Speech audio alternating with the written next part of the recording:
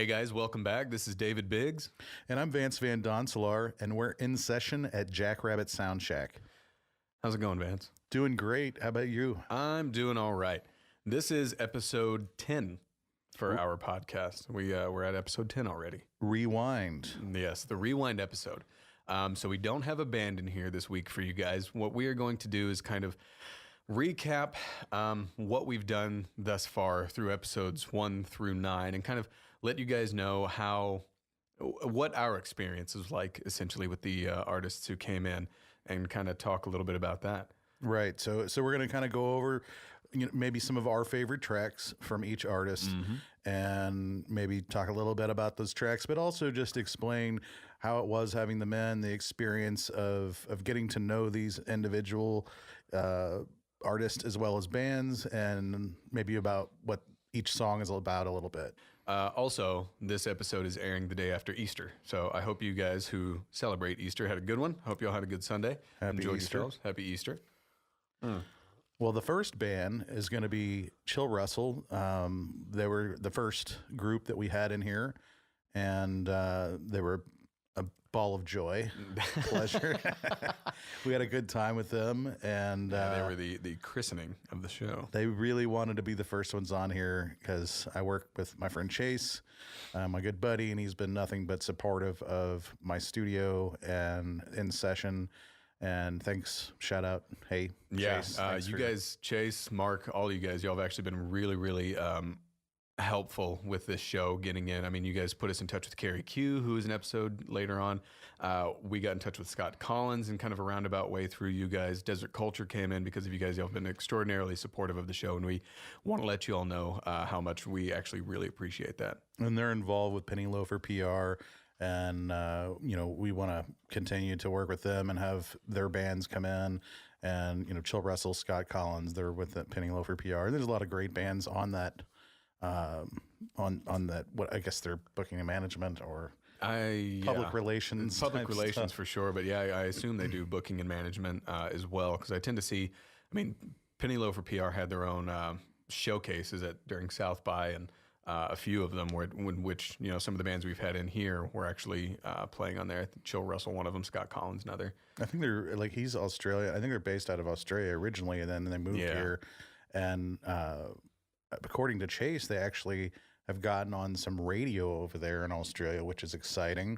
Wait, Chase's band or Penny Loafer PR has gotten? Chill Russell has been on been played over there on the radio. They had an official South by Southwest, show with Penny Loafer PR. They actually got involved and signed to a label recently. And it's interesting to me. I found it interesting that labels are a little different than when I was performing in the music industry. How so?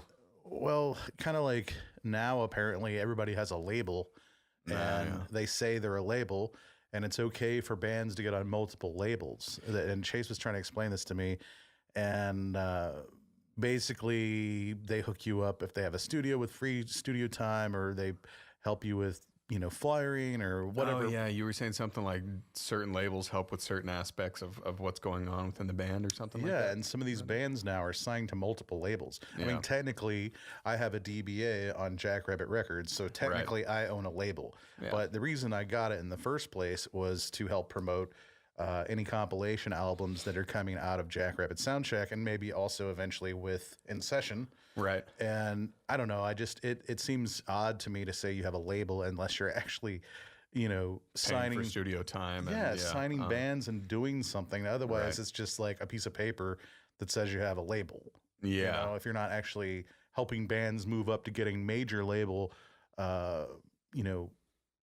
recognition or whatever. Does that make sense? Yeah, no, totally. And it's just, I guess, just a sign of the way things are kind of evolving nowadays. It's just very different with the social media and everything. I mean, we could be doing that. We could go out and scout bands and say, "Oh, we have a label. We can sign you to enough for that. we can sign you to a label, and we'll give you free studio time."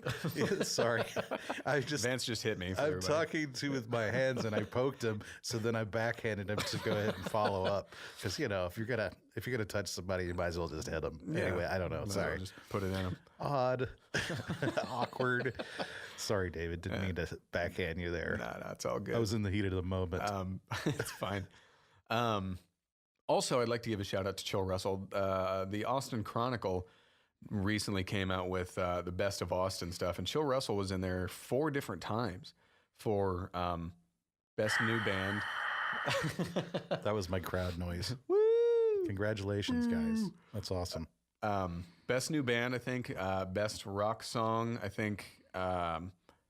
Best new music, I don't remember exactly, but I know it was 4 categories that they were in there for. Best up and coming or best new? I can't remember. I know it was best new band, and they had like best song that they were on the list for, and 2 others that I don't remember exactly. But I mean, that's a hell of an accomplishment, especially for a band that's relatively young. I think at this point they're about a year old, maybe something like that. Because I remember when we talked to them back in November.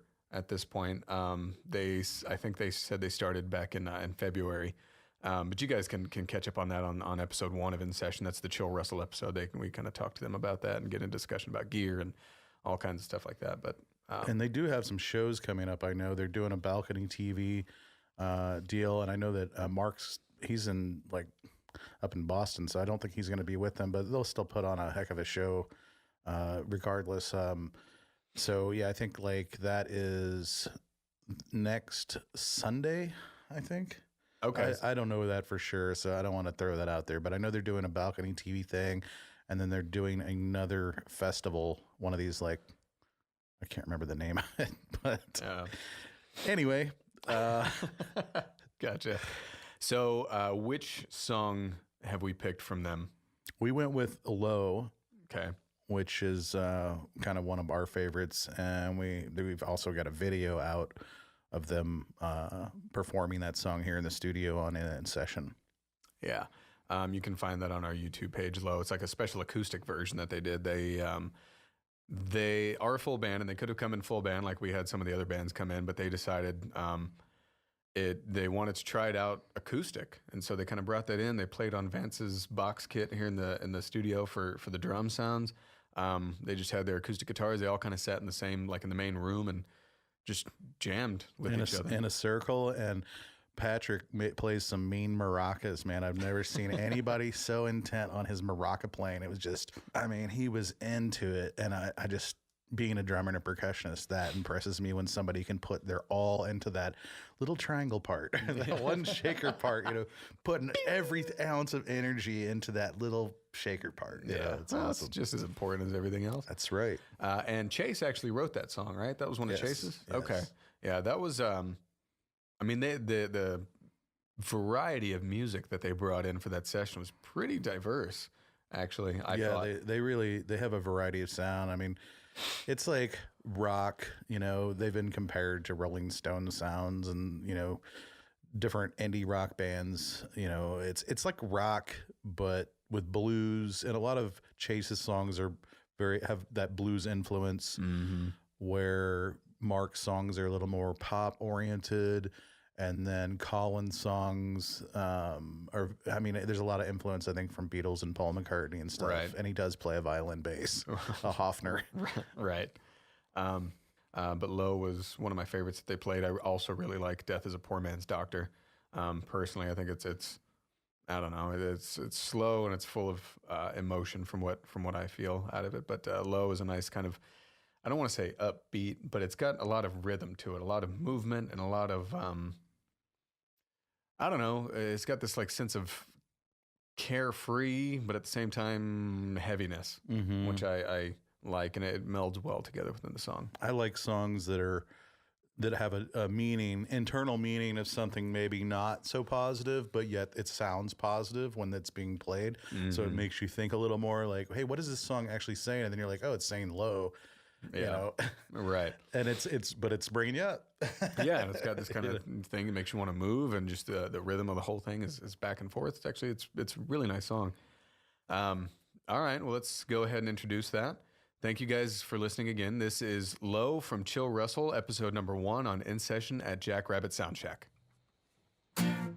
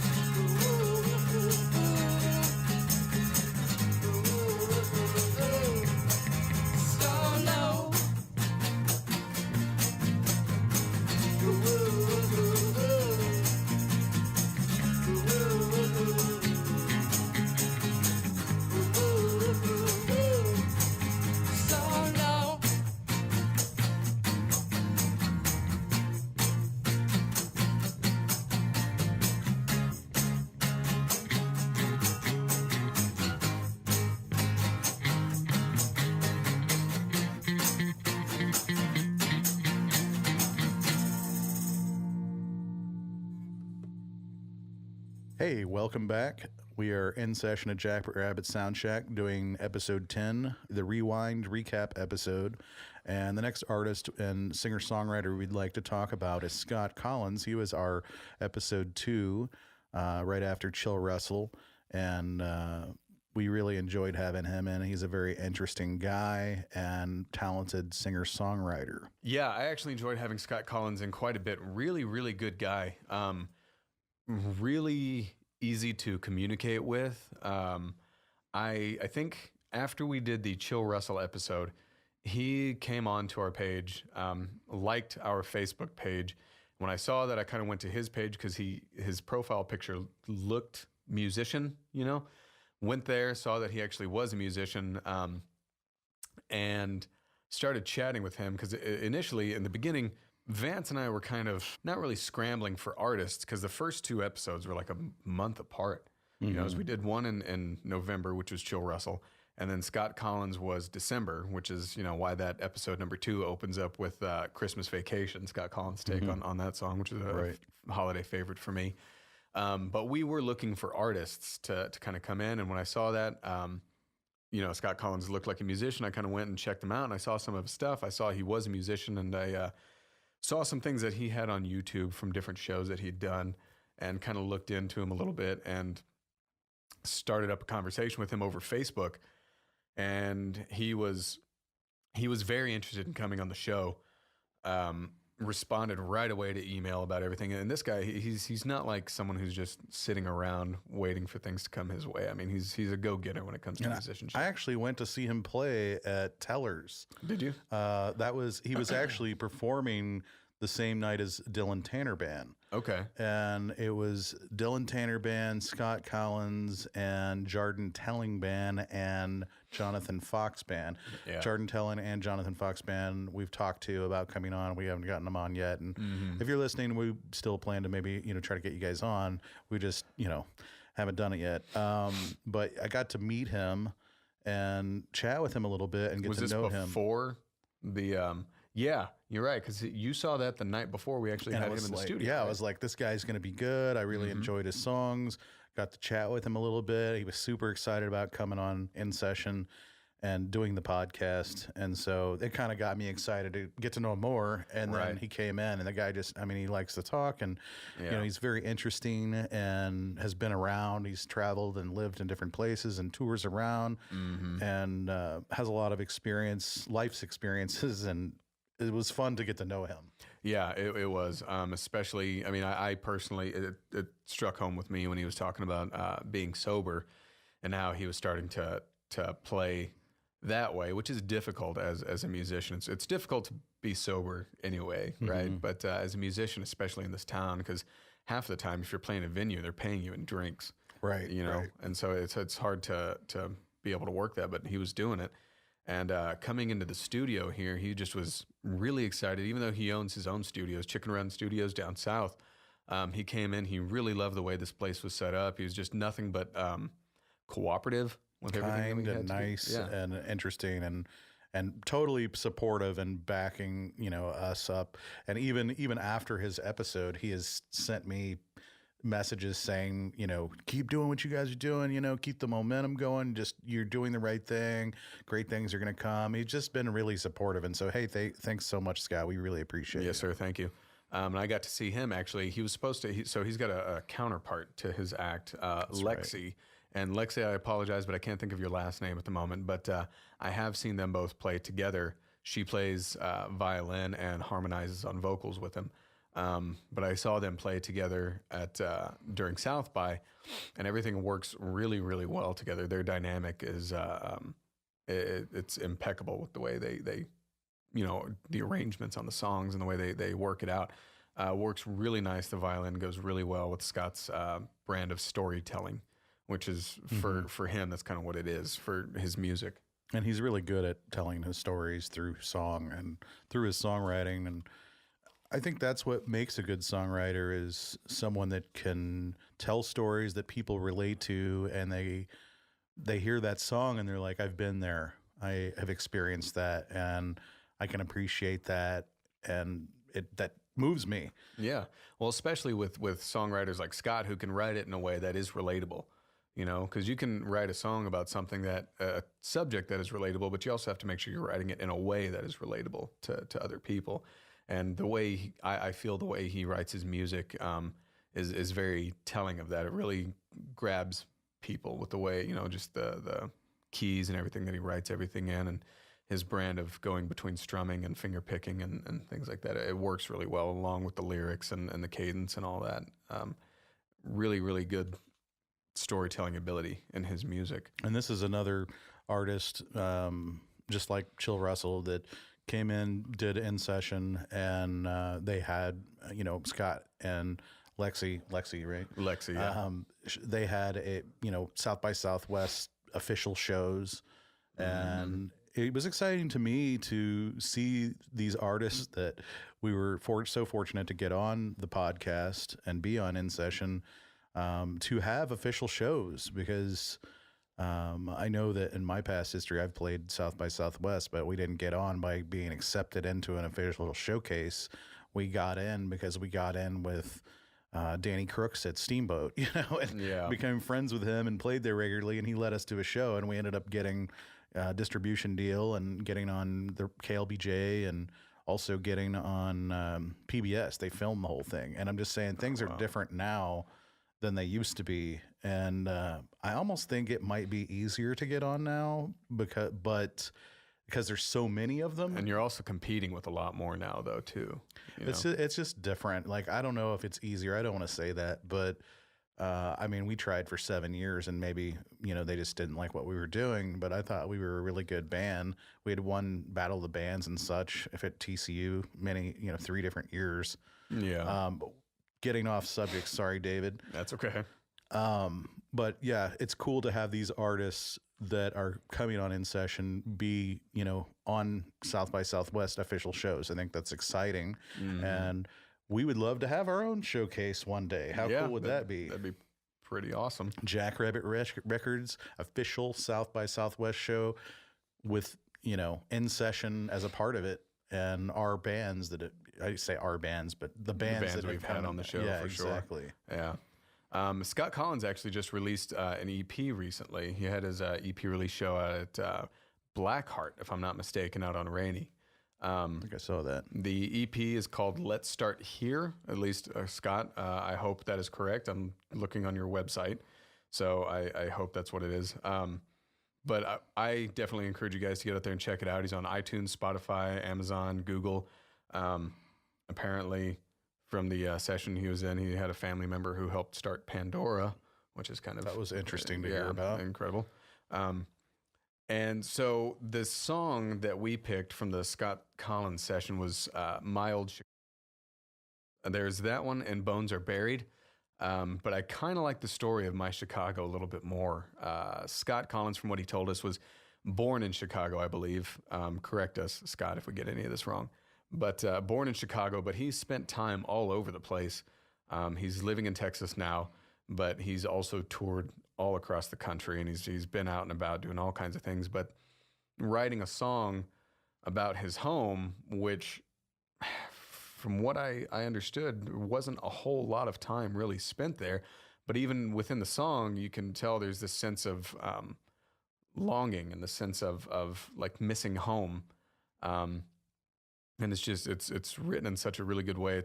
I don't know, it brings a lot of imagery to mind for me. Mm-hmm. Yeah, I agree. That Mild Chicago and Bones Are Buried were definitely my favorites. Mm-hmm. But yeah, we picked my old home Chicago because it does tell that story of him longing for his home, which was Chicago, even though it was short-lived.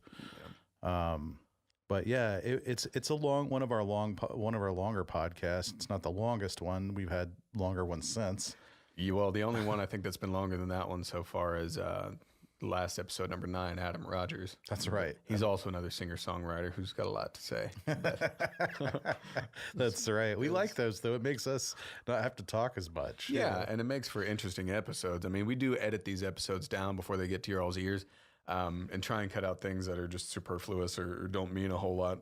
But if there are things on there that we think are going to be interesting, even with I mean, we'll get to Adam's episode, but there's just a lot of BS going on. That one was pretty not edited. It was very little edited and very raw. There's almost no editing. We'll get to that one. Yeah. Okay. Well, this next song is going to be "My Old Chicago" by Scott Collins from episode number 2 here on In Session at JackRabbit SoundShack.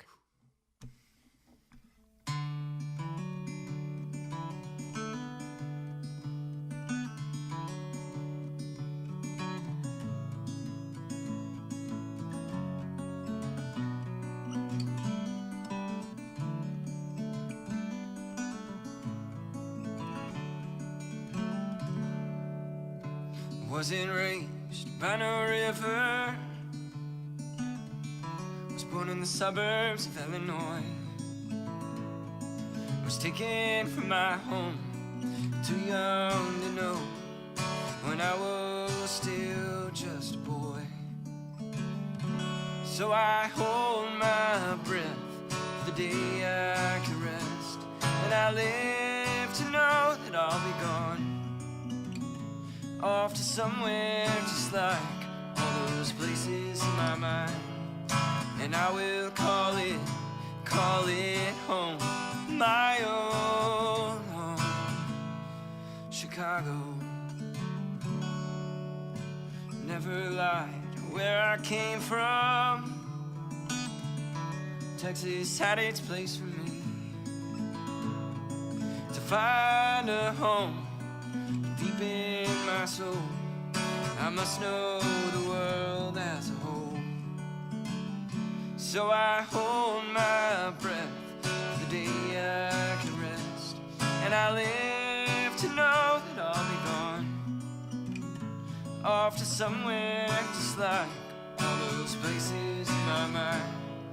And I will call it home, my own home, my own home,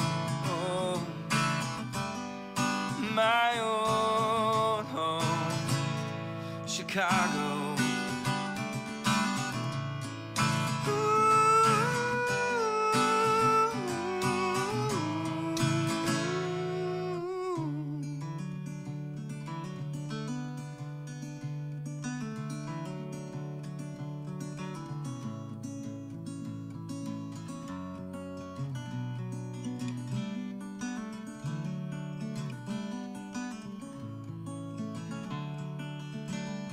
So I hold my breath for the day I can rest, and I live to know that I'll be gone, off to somewhere just like all those places in my mind. And I will call it home, my old home, my old home, my old home, Chicago.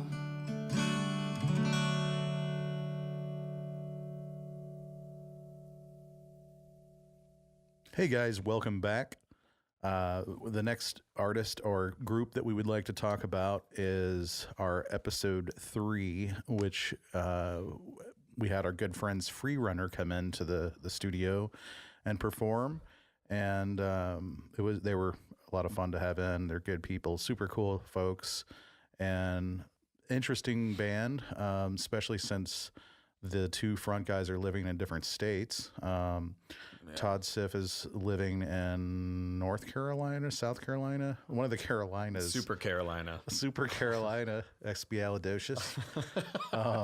And then Matt is still living here, and they basically just fly around and play shows in various places. Last time I talked to them, they were doing a run down to Miami, and because I guess Matt used to live in Miami or something, and Freerunner's got a brand new album out, and it's called The Logic We Don't Understand, and it's a very deep and heady record that touches on just exactly that, things that you ponder about. A lot of it is about death.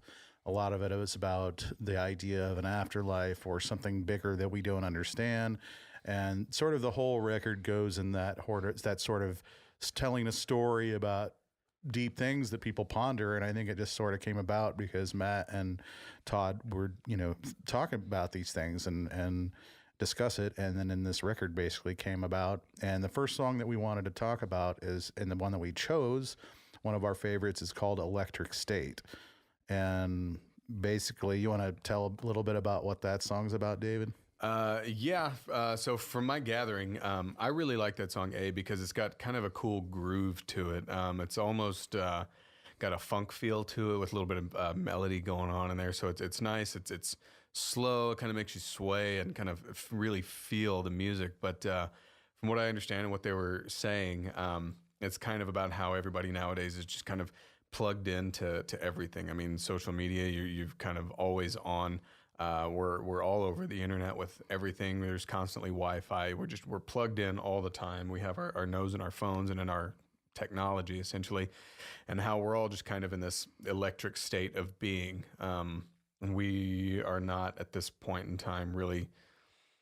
We're not at our roots, as people. We really are reliant on the technology and everything that we're a part of. Mm-hmm. And I found it interesting somewhere in there in the dialogue portion, they said, communication's more difficult now than ever before, it seems, and the irony behind that, because now you have a computer in your pocket and you can basically communicate and text anybody at any time. Right. But yet, and then when you go to the Adam Rogers podcast, we talk about this once again, and it seems to come back, and through Scott Collins, that's how he keeps track of all his business, is through his computer in his pocket. And it's all very relevant stuff, but at the same time, it does make a good point, is how it's changing society. Right. Lately. Everybody will be in the same room and trying to saying anything to one another. Right. And you'll be at a barbecue at friends or in a bar trying to chat with somebody, and instead people are on their phone with their head buried in their phone, not communicating with each other. Yeah. Do you watch Black Mirror? I don't. So there's an episode in season 3, I think it's called Nosedive. But a lot of Black Mirror, at least in the 3rd season, is kind of centered around technology and what we do with it. But that episode in particular is very much about how we as people nowadays base our existence on that affirmation we get from other people on social media. Really crazy. I watched it again yesterday for like the 2nd time. And I remember you and Adam talking about how despite getting that affirmation, it's from your own biased news source, or it's from your own biased source, which sort of makes it less credible and it's kind opinion. And in a way, it disallows us to really be ourselves. We feel like we have to appease our peers, which is an odd thing to me. But so episode 3, Free Runner, that was the episode that I actually missed. That's right, because you had some car trouble. Yeah. And I thought I did okay. No, you did a great job. Thank you. Thank you. Yeah. Despite not having my sidekick here. Yeah. I can't imagine what the setup and breakdown was like for you being by yourself. I imagine it took quite a bit. For you guys listening out there, there is a decent amount of work that goes into recording these episodes. There really is. It's a lot of work. But yeah, there's a lot goes into setting these sessions up. So the bands will come in typically around, I think 2 or 3 is the kind of average time when the artists show up. And a lot of times Vance and I don't end up leaving the studio until 9 p.m. or later. So we're in here for it's about a good 6-hour day for us at least, especially if there's a full band. I think that's good that you mentioned that, because I think that a lot of people wouldn't understand how much work goes into it. Right. I mean, we've got miking these bands up. We do mic them up as if we're going to record them for a record. Now, they all play live.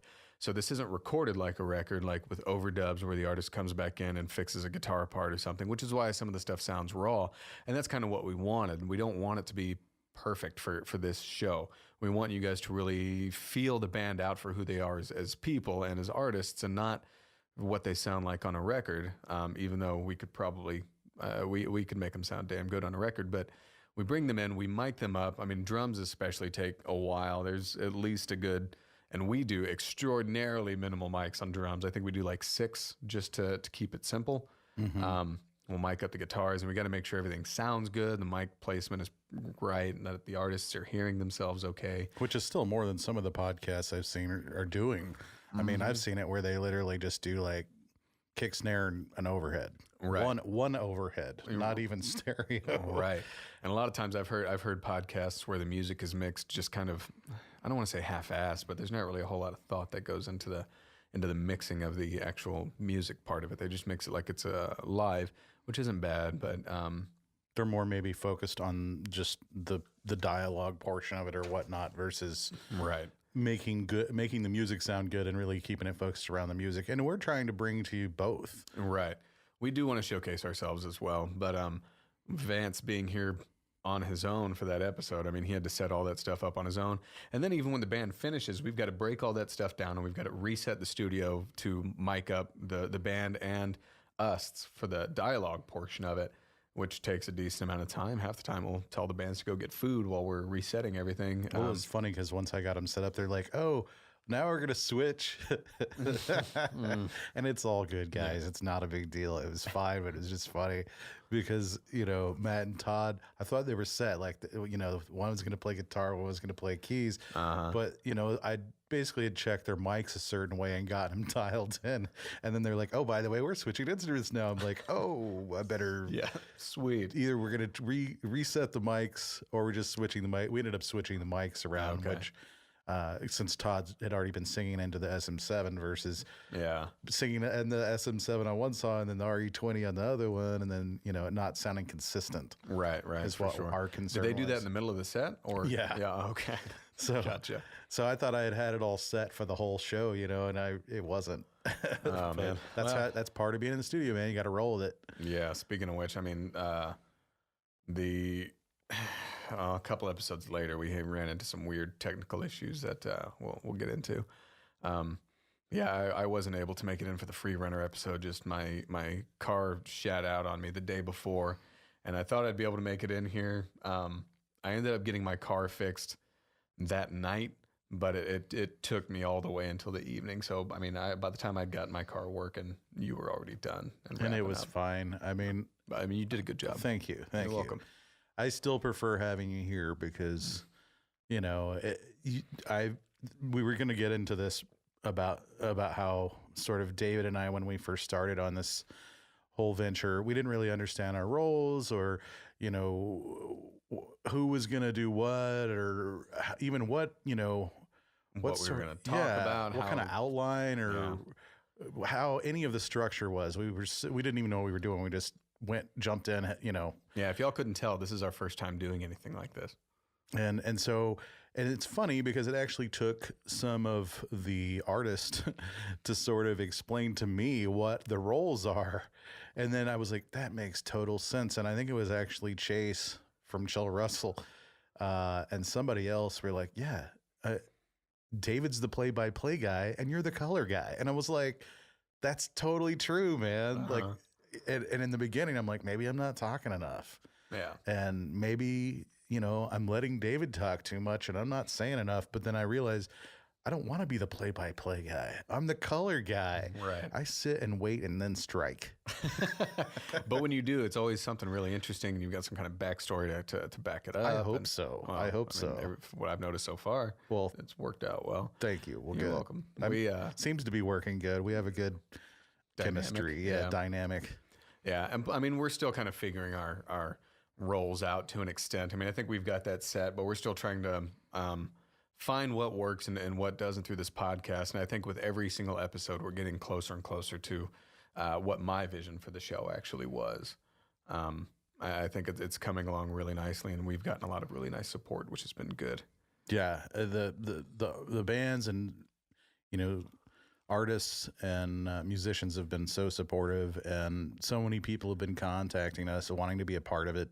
And for any of those people that have showed interest, just and we haven't gotten you in here, I do apologize, and we will get you in eventually. It's not personal. Yeah, it's not personal. It's just there's sort of a waiting list, if you will, of people that want to come in here, which is a good problem to have. It's a great problem to have, but I just don't want anybody to think that we're ignoring you. You've emailed us or whatever, that we will get to you. It's a matter of we're only doing 2 a month right now. So, and it's also kind of tricky because not only do we have to work around your and I schedule, but we have to work around the schedule of each individual person in each band that comes in. So we've got to the planets have to align properly in order for us to set a date that not only everybody can come in for, but that also gives us enough time to actually edit and mix these podcasts before going to air. which, you touched on the amount of time that goes into actual recording. That doesn't even, include mixing, mixing and editing, which is very time consuming. And David, you've been doing most of the editing as far as the dialogue is concerned, and you've done an excellent job, by the way. And thank you.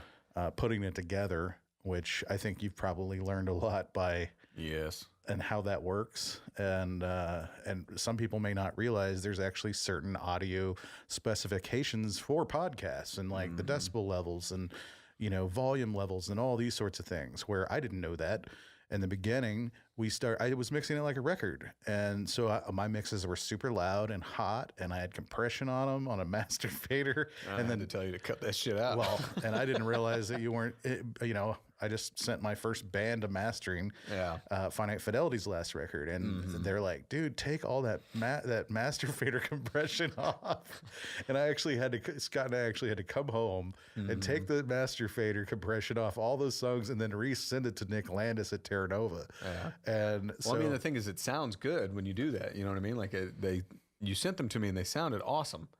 They're really loud, and I was trying to go for the whole loudness wars, you know. Which, I mean, makes sense if you're mixing for a record. But yeah, like you said, working for a podcast, it's different. The decibel levels are a lot lower. It just felt like a rookie mistake, Like it's not a big deal at all. It's rookie.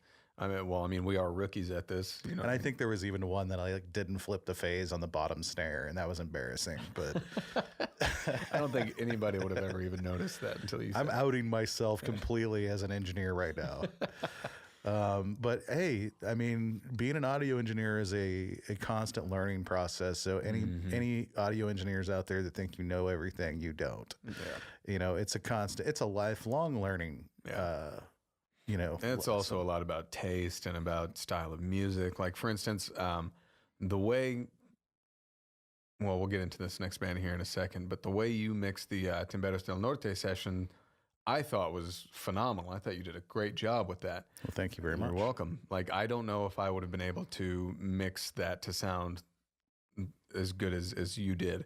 You're much more of a rhythm guy, and you've played and been around a lot more bands like that. So I'm not certain how they should sound, but because of the style of music, but you know a little bit more about that, so you were able to actually get a sound that I would not have been able to get. Well, I got to give you a little credit because you sort of helped me get the headphone levels, and I think it's very important for the band, especially a band of that size, to be able to hear themselves properly. And I know that getting started with that episode and that 11-piece band or something. Yeah. It's a very large band with a full horn section, and if they can't hear themselves, they're not going to have a good performance. And you got in there with the faders and helped mix their headphones sort of in real time, which is very difficult to do. Yeah. To make everybody happy. And I sort of credit getting the good a quality recording and tones so good is because you had their headphones mixed well, and therefore they made a good performance. We had everything mic'd really good.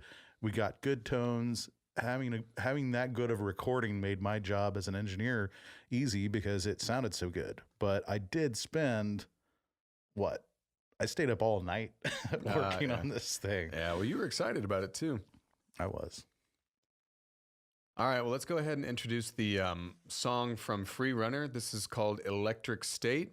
This is episode 3 on In Session at JackRabbit SoundShack.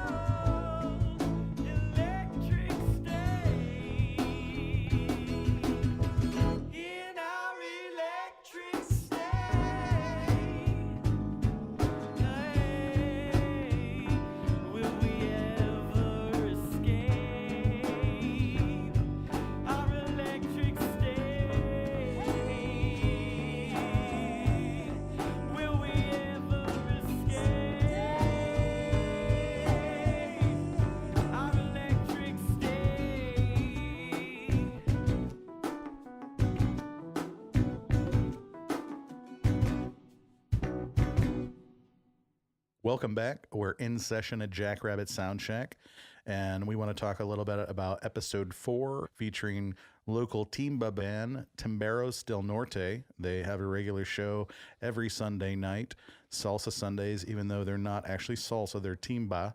Didn't they say they call it Salsa Sundays because it's more relatable to people? Yeah, because people know what salsa is, and they might not know what timba is, which timba is a variety of different styles of Latin music and funk. And it's like Monica said, it's very much a funk music. It's based around the bass and the drums and the feel. Yeah. And that band had some big players in it too. As far as the artists, I mean, stadium guys, people who played with Prince, played with Jason Mraz, Grammy winners, if I'm not mistaken.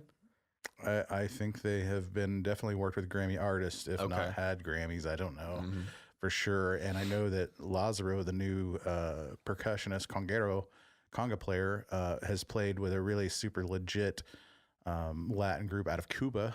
And he's from Cuba, hasn't even been here very long, apparently. And they're like, as Paul E. said, they're like the Rolling Stones of Cuba. Oh, wow. So apparently they're really big deal. And yeah, he's an amazing player, and we just had a video actually that our good friend Brent Klein made.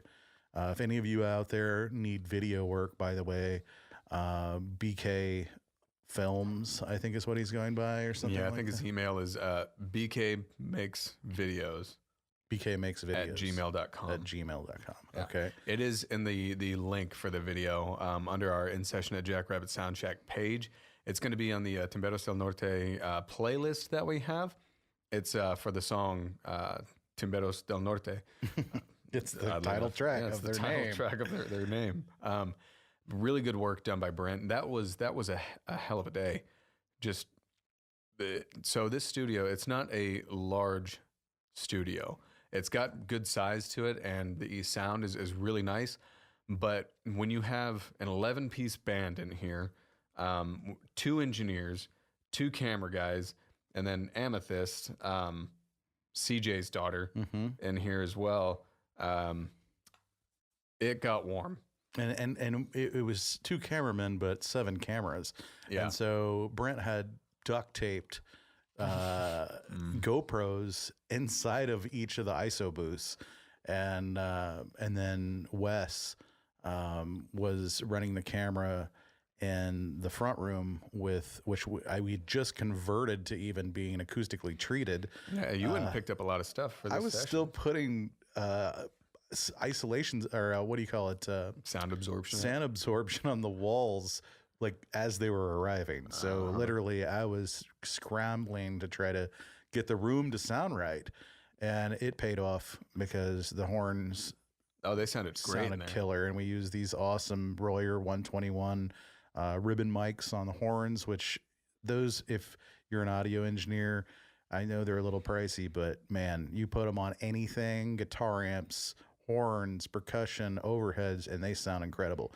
They pick up all the character without the harsh brightness. If you're listening, feel free to sponsor us, Royer. We use your stuff exclusively. Yeah, or we will. If or we like will us if you send us lots of free mics. But yeah, that front room, it was initially a waiting room. I mean, that's where you had your table, you got your fridges out there, the coffee maker, and all that. Yeah, like a lounge. Yeah, it was like a little lounge, an area for people to take a break and head up front.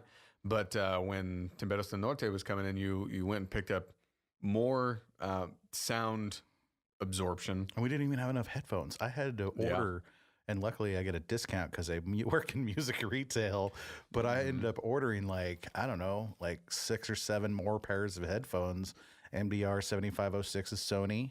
Yep. Sony, if you're listening, we would love sponsorship. Yep. You picked up this plexiglass for the drums as well. That's right. To add isolation, because we knew that there were going to be a lot of people in here kind of playing within the same room. And hell, since that front room got converted, we've been tracking guitar cabinets in there with zero problem. I mean, we put a gobo in between them, and the separation is really, really nice. It works out really well. I'm digging it. I'm glad that and it needed to be done anyways, because that's an extra room we could be using. Right. And there's a hole in the wall that we can actually run cables through into that room. I mean, it was built to use that room, but whoever had the studio prior didn't put, or they took the sound treatment down. I don't know what happened, but we're set up now. We have extra ISO booth, and going back to the way the Timberos del Norte session went, it went rather smoothly for having that large of band in here and that many camera people and that many engineers. And well, we were also kind of planning it ahead of time. You know what I mean? Like, I was over here a couple times and we were discussing how we were going to get it set up and, you know, trying to form the best plan of action for a band that large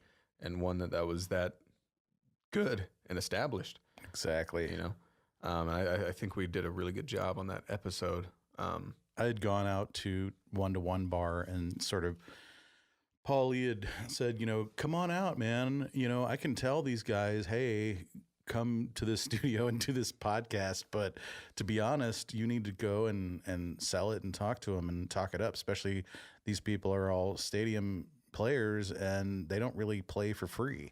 Yeah. And this is going to be a thing where they go out and play for free. They need to feel confident that it's going to be worth their time. And I went and saw them twice, ended up staying all night out. And you know, that's easy. They're a bunch of really nice folks. I was like, yeah, I'll come out and I'll see them. I'll stay for a set and then head home because I don't get out much. And I ended up staying the entire night through the set break, hang out with the band, went out even afterwards with Paul for a beer. And it was really cool. Their band is super nice. Monica and Tito were just overly nice to me. And really Also, all of them. As it turns out, small world, when Brent came in here to help us do the video, turns out he knew Monica from school, I think. Yes, he went to school with Monica, I think at Baylor, and they knew each other. And I think somebody else knew her too and went to school with it. This is a small world. Yeah. And I know that since he's done this video for us, the word is out. I'm not going to speak on this because I don't know for sure what's going on, but I know he's gotten some other potential jobs out of this video because he did such an awesome job on it. Right. So be looking for more videos to come by Brent Klein. And if any of you out there are in a band and need an awesome video made, he's pretty reasonable and he does excellent work. Yeah. So the song from Timberos del Norte that we wanted to share with you guys was their title song, the one that we have the video for. I think it was a really good, I believe we opened the show with it, that episode. We did. Yeah. And then it's got the really nice video that Brent made for it. Just kind of a really good song that really helps you get the feel of what those guys have going on and who they are as musicians and as artists. But they came in, they killed it. I think very professional band. Yeah, very really, professional. really good. And these guys are reading charts. I mean, they've written these songs together, you know, like Paul comes up with the idea and then Tito and Monica come over to his house. He's got an old beat up organ. I mean, if you listen to the podcast, he talks about it. And, you know, they have a method of writing songs now that works and it works for them and it works pretty well.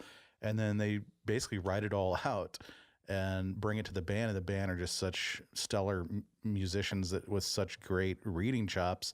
They're basically reading these charts live, and with some room, I guess, maybe to improv a little to make it different somewhat from show to show. But yeah, it's kind of like almost like jazz is or something, you know, like you go see a jazz band, a lot of times they'll be reading a chart with room for, you know, a little bit of room for improvising or solo here and there. Yeah. Well, even on this episode, wasn't it that the Conguero hadn't really played these songs with them before? I think he had played with them maybe once, or it might have been the first time. I don't know. Yeah. I think they may have performed with him once. So he was trying desperately to follow this chart as these guys were playing, and you know, because he hadn't had it memorized or down. So I think he did a phenomenal job. He really did. He's a great player.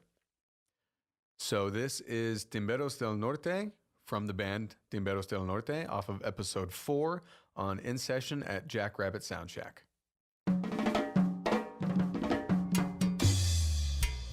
¡Y qué bonito!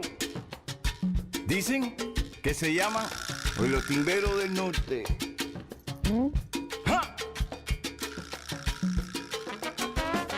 ¡Mira!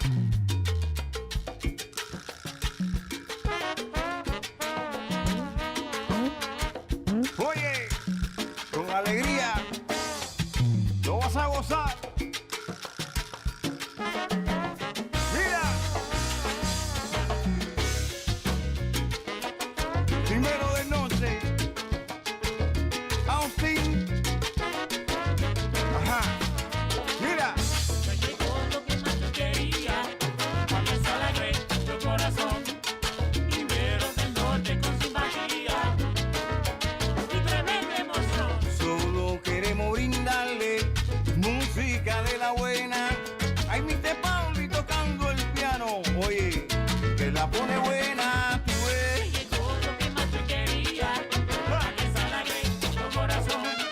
Dinero del norte con simpatía y tremenda emoción. Yes, we play with passion. Yes, we sing with song and so much more. Llegó lo que más te quería, para que se alegre tu corazón. Dinero del norte con simpatía y tremenda emoción. Somos los timberos del norte, con alegría, simpatía y emoción. Dándonos música bonita, poniéndole el corazón para que puedas tú bailar sin preocupación. Ya verás que vas a repetir porque yo sé que te gustó. Andas con llegues. Si se ve, mira tu cuerpo cómo se mueve.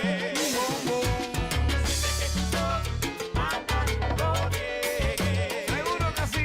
Si se ve, mira tu cuerpo cómo se mueve. Ajá. Tú sigue bailando, guarachando tranquilito. Yo te digo cantando que ya vienen los timberos sonando y que ya vienen caminando. Yo te digo, nene. Yo sé que te gustó andar con Llegué. Claro que sí. Si se ve, mira tu cuerpo cómo se mueve. Mueve, mueve. Sé que te gustó andar con Llegué. Si se ve, mira tu cuerpo cómo se mueve.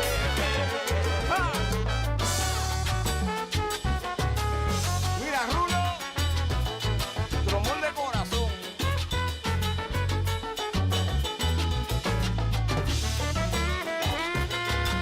Cari Maquita, de Canadá.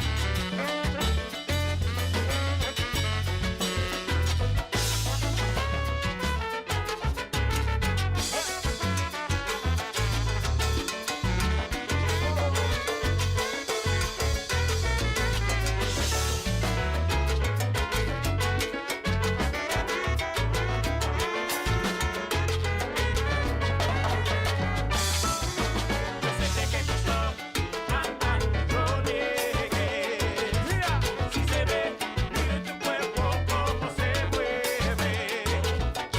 Yo sé que te gustó andar con claro que sí. Si se ve, mira tu cuerpo cómo se mueve. Ja, ja, ja, ja. Tú te mueves por aquí. Cómo se mueve. Ay, y tú sigues bailando por allá. Cómo se mueve. Mira, yo te digo cantando, caminando. Ay, viste Pauli, dilo, dilo. Cómo se mueve.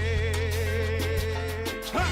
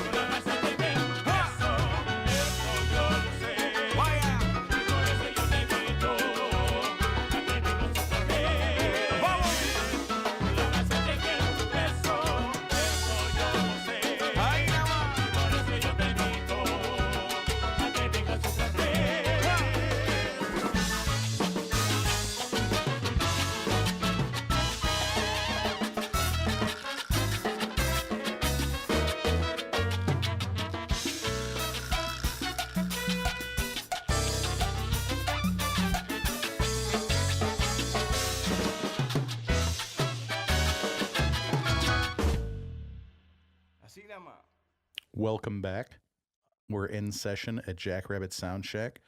I'm Vance Van Doncelar. I'm here with my partner, David Biggs. Hey, Hi. David. Hi, how you doing? Doing good. Good. We're about halfway through this episode at this point. We are up to episode number 5. And this is going to be featuring local singer-songwriter Carrie Q.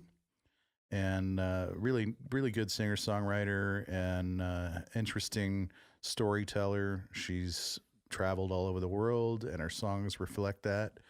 And she's had a lot of different sort of band makeups. I know that. Yeah, and apparently she's transitioning from being, or at least what she was telling us, from being kind of an acoustic, more singer-songwriter style into more of a grungy, rock-esque style.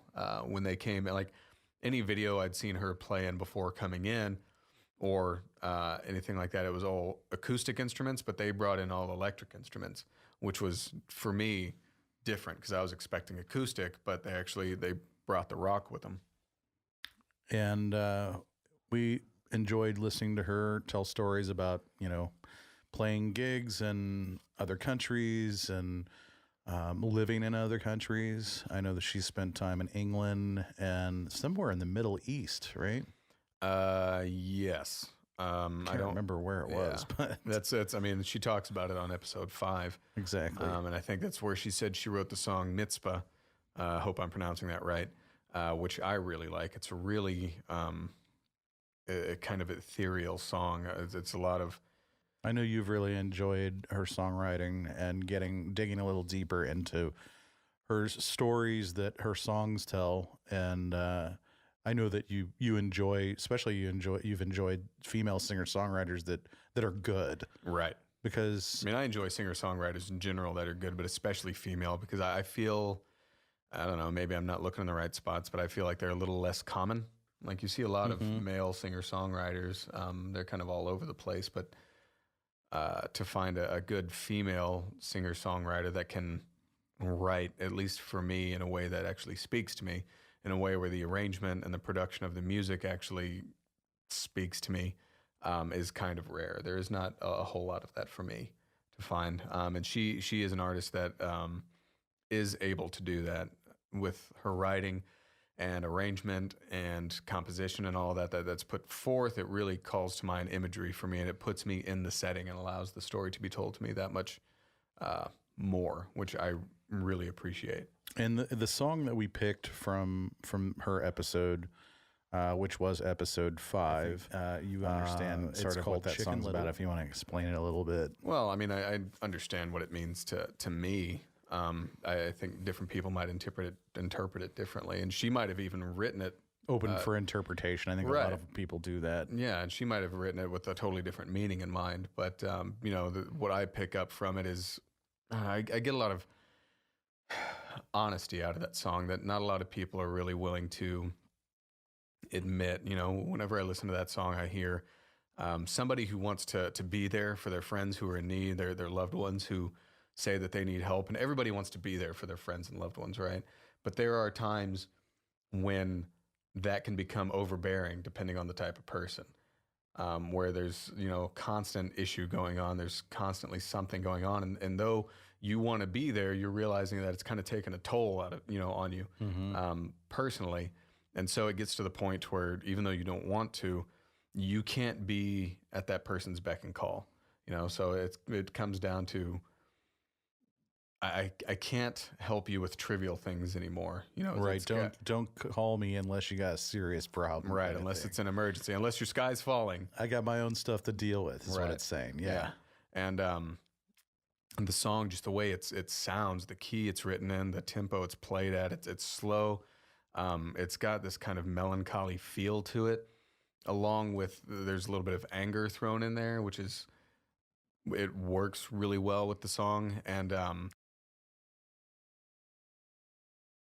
so, I mean, I'm just interpreting it in the way that I'm taking it. And I like the way this song sounds and the way it builds toward the end and it gets bigger. And I like songs that do that. I think that's a good that your interpretation is. She's probably going to hear this and be like, That's kind of what I was going for, probably. Well, I hope so. But even if not, that's okay because songs are made to be interpreted how people receive them. As Exactly. Far as I'm concerned. Yeah.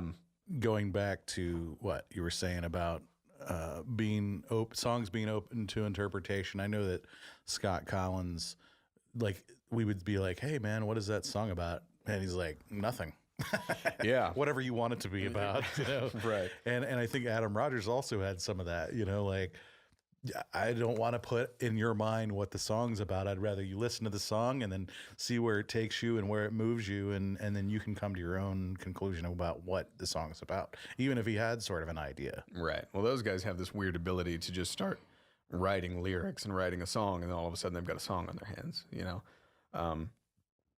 That's kind of to me, a strange ability. I don't know. Maybe there are a lot of people out there that can do that. I just haven't met them. But Carrie's session was an interesting one, technically speaking. So this is kind of getting into some of that weird technical stuff that studios run into. Like whenever you're running a studio session, something's always going to happen. Mm-hmm. This was definitely one of those.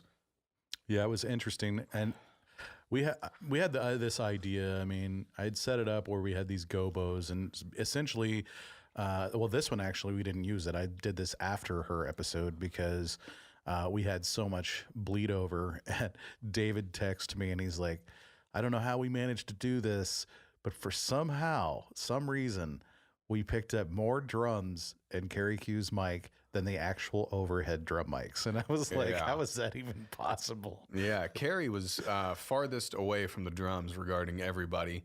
And Momin, her bass player, was almost right next to the drum kit. And he had a vocal mic too because he did harmonizing on a couple of the songs. But his vocal mic picked up almost none of the drums, and her vocal mic got more drums than the close mics on the drums somehow. So I had to go in. I mean, I had to do phase reversal. There's distortion on her vocal mic, which you can still kind of hear, but I had to clean some of that up. A lot of editing, and then when it came down to it, I really just had to use the sounds that I got from her vocal mic and really implement it into what was going on. I mean, taking her vocal mic out of it, there's a much cleaner audio sound and song sound from what's going on. But luckily, with the style of music that they're starting, the kind of dirty drum room sounds that picked up in her vocal mic were able to work, which I actually I liked. And I was like, "David, how did you get that snare sound?" And man, those tom sounds sound nasty and dirty. And usually I don't like sort of weird, dirty, nasty drum tones necessarily, but for this particular sound, it worked. And David, you did a great job. You worked your magic. Thank you. And I was really happy with how it turned out. And when I was listening back the day of the recording, I was so worried. I was like, "Oh man, this one might have been a disaster." Kind of hyped you up, and it was just like, I mean, I was sending you, face palms over text essentially, just because frustrating, beating your head against the wall. Like, what am I gonna do? Fix this. I almost suggested bringing Carrie back in to just overdub the vocals on this stuff because it was just there was so much going on with her vocal mic, and she even picked it up in her headphones, And we had no idea what was going on. We didn't run that session any different than we'd run any other session any other time. Not really, but for those of you out there, it's really important. If you don't know about audio, it's really important to do isolation when you're in the studio and isolate each individual instrument and the vocals and all this. But we really try to keep them in the same room together to keep it this live sort of feel. And so it's been challenging for us as we've been doing this to isolate specifically lead vocals from drums. That's why we got the plexiglass. That's why we use gobos. That's why we create and build a box or an ISO booth inside the main cutting room. Or we'll just put the vocalist in a different room altogether. Right. Depending on what band it is. And we have done that. We did that with Lug. We've done that with some of the others. But especially if it's sort of a band, it's a kind of a rock band. It's a rock band. Yeah. Right. We want them to keep that live feel. And sometimes they need to cue off of each other, see each other. Yeah. Well, it ended up working out in its own right. I mean, I do like when Carrie gets loud on some of the songs and you hear her voice kind of start to distort. It almost gives that Black Keys kind of feel to it, which works with the music that's going on. Like an oversaturation, right. Slight distortion. Yeah. And it was like a natural one that we were able to pick up by accident, So even though I had to do some mixed jujitsu in order to get it to sound okay, it ended up, I think, working out well. Yeah, we used a distressor on that. No, I'm just kidding. Now, anybody who's worked in a studio understands that there's some kind of weird studio voodoo that happens. I mean, it just, I don't know if I've ever been on a session where it didn't happen at some point in time. Not only here, but out of Arlen, out of Bismo. Yeah, it happens at all studios. There's some weirdness that happens. Yeah.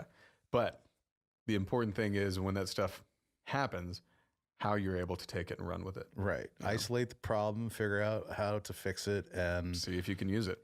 Yeah, use it to your advantage. Yeah. One of our instructors used to say something along the lines of, it's not a mistake, it's a direction. You know, so if something messes up, it's like, well, that's the direction we're going. That's right. So anyhow, all right, so this is Chicken Little by Carrie Q. This is from episode 5 of In Session at JackRabbit SoundShack.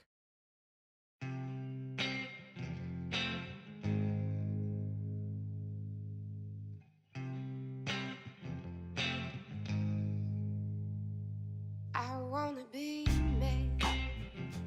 I'm tired of feeling weak. It wouldn't be half so bad if you would calm down and let me sleep. I'm on the edge of a depression, psychological decline. Your 2 trains fixed on your condition, on your body, which is fine. But if your sky's not falling, please stop falling. And if your sky's not falling, please, I'll walk the world alone. I was solid A's can be your eye friends in battle zones. And overgrade the side of me, but for my pain, the secret battles now. My drama's on my sleeve, yeah, my face. A graphic novel of it, anyone would be. So if your sky's not falling, please stop falling. If your sky's not falling, if your sky's not falling, please stop falling. If your sky's not falling,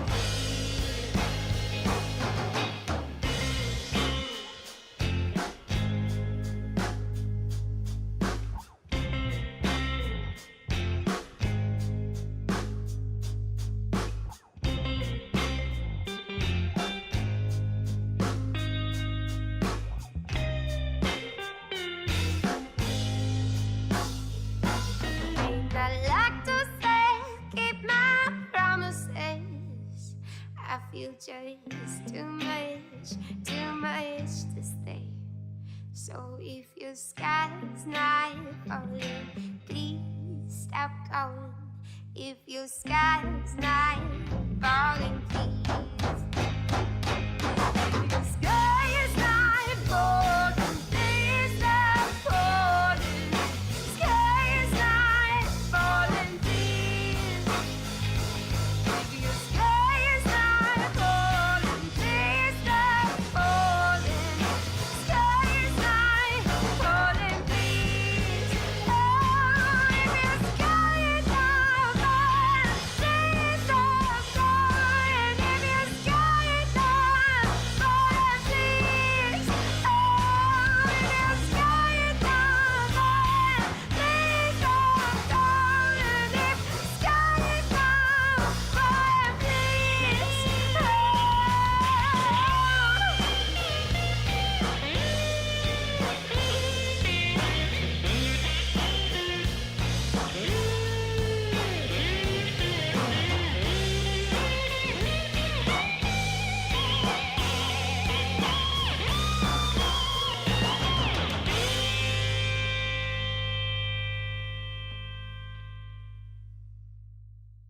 All right, welcome back. This is episode 10 of In Session at JackRabbit SoundShack, the rewind recap episode.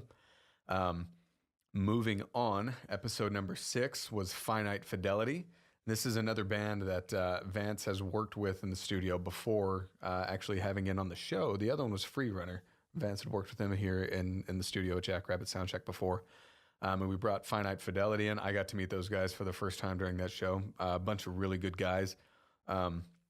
Drummer was probably one of the more interesting people that I've met in here. Ryan was incredibly funny. But all the guys are really, really good guys, really nice. And I had a really large camaraderie going on between all of them. Yeah, they're quite all very much characters, and specifically, well, I can't say specifically, they all are really, but the dynamic between Ryan and Scott's pretty funny, just because they have they've lived together in the past, they have a long history together. And I have a fond, funny memory of them in the studio when we were recording their full-length record, Red and Blue, which was all done here at JackRabbit SoundShack. Make sure you go pick up a copy or download a copy of Red and Blue, Finite Fidelity. Anyways, but they were doing hand claps, group hand claps, and I actually have video footage of this somewhere. I think it's floating around out there on the internet. Put it on the In Session Facebook page. Ryan would kill me. But he's got his shirt pulled up and has his, Belly out. And I mean, he works at a brewery, so he likes his beer. He's got a little, we all have a little. They call it a rock and roll belly. Yeah, a gas tank for a love machine. But he was slapping his belly instead of doing hand claps. And so the rest of the band's doing hand claps, and he's like slapping his belly on the one or whatever and spinning around in circles with his shirt. It was the funniest thing ever. And everybody was laughing and having a good time. But they were a pleasure to be in here. And that whole record was mastered by Nick Landis at Terra Nova. It turned out great. And we enjoyed having them in. Was that the record you were talking about earlier where you had too much compression on the master fader? Yes, yeah, it was. And we went back and took that off and let Nick handle that by, if you're an audio engineer out there and you're sending something to mastering, avoid using master fader compression or even using master faders at all. Yeah. And actually leaving some headroom. Mastering engineers tend to like at least a good 6 dB of headroom. Exactly. And so we went back and we brought down the level to allow him to do that and do his job. And Scott from Finite Fidelity, you worked with him. Is that how you met him? I did. He came and started working at the music store where I work, and we got to know each other pretty well. And he's kind of the class clown, He's a really funny guy, and always just a barrel of laughs. And he lives life to the fullest and enjoys himself. And he likes to be the center of attention and make people laugh, and he's good at it. But he's also super talented, and he's a sick viola player, which you wouldn't even know. He doesn't play it that much in front of people too much, but I'm trying to get him to incorporate that in the band.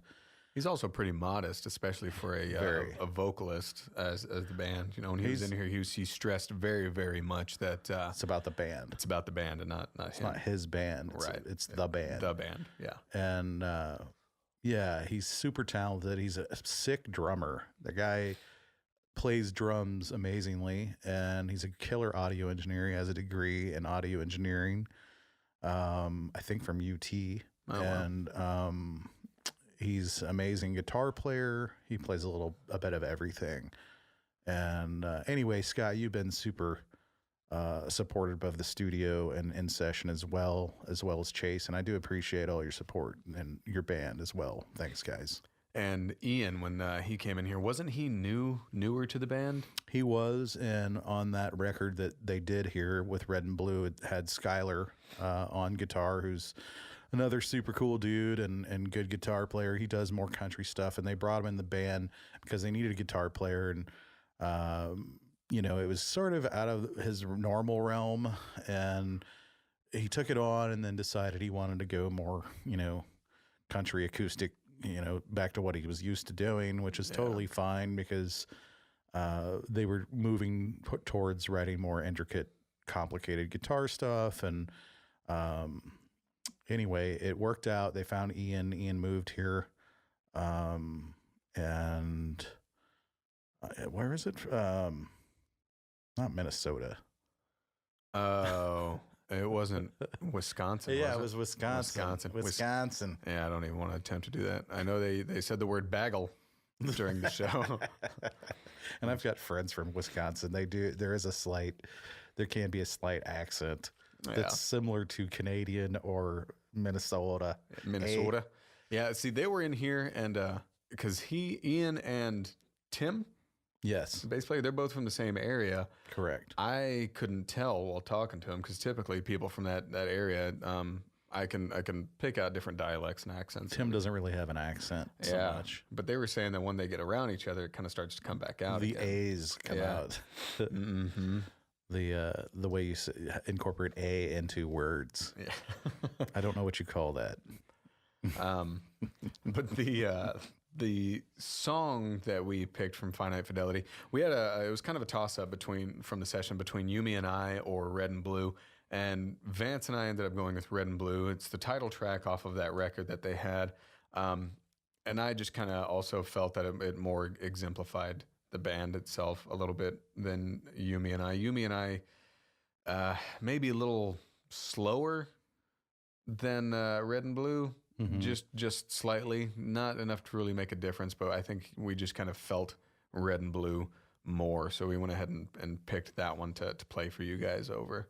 I like them because they got a little bit of a hard edge, and they have a pretty diverse group of influences. A lot of bands that I like, Foo Fighters and what's the other one that they're super influenced by? Queens of the Stone Age. Oh, yeah. And there's a bunch. I mean, I know that Tim's highly influenced by Rush. He loves Rush.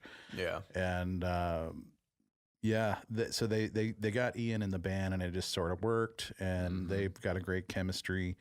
And I thought it was interesting that they all sort of have found their own niche in the band as far as like what they do in the band, their own jobs. Right. And I mean, I've been in bands where nobody did anything.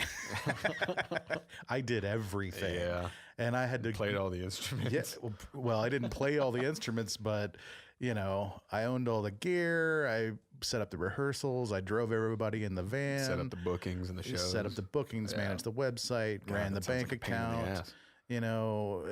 Just everything. Yeah. And then you put all this work and effort and money into a project, and then they, somebody gets something more important in their life, right? Or at least they feel it is. And then you realize that you've been let down. And you just got really sullen. Yeah, I'm over it.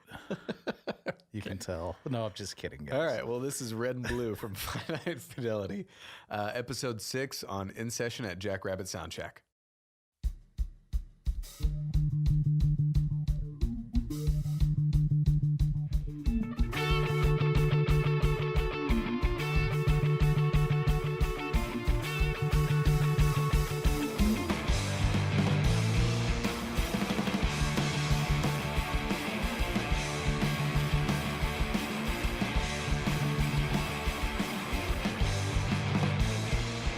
Do you like the beer?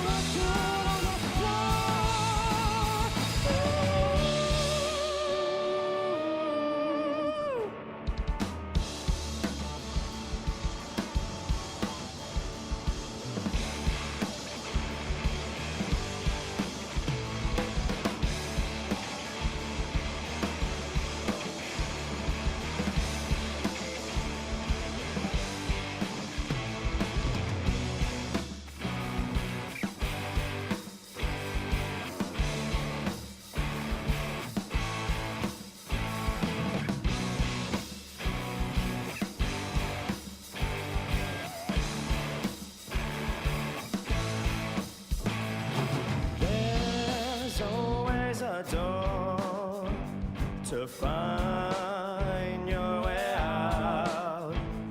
You don't have to climb a window and jump to feel free. There's always a door to find your way out. You don't have to climb a window and jump to feel free.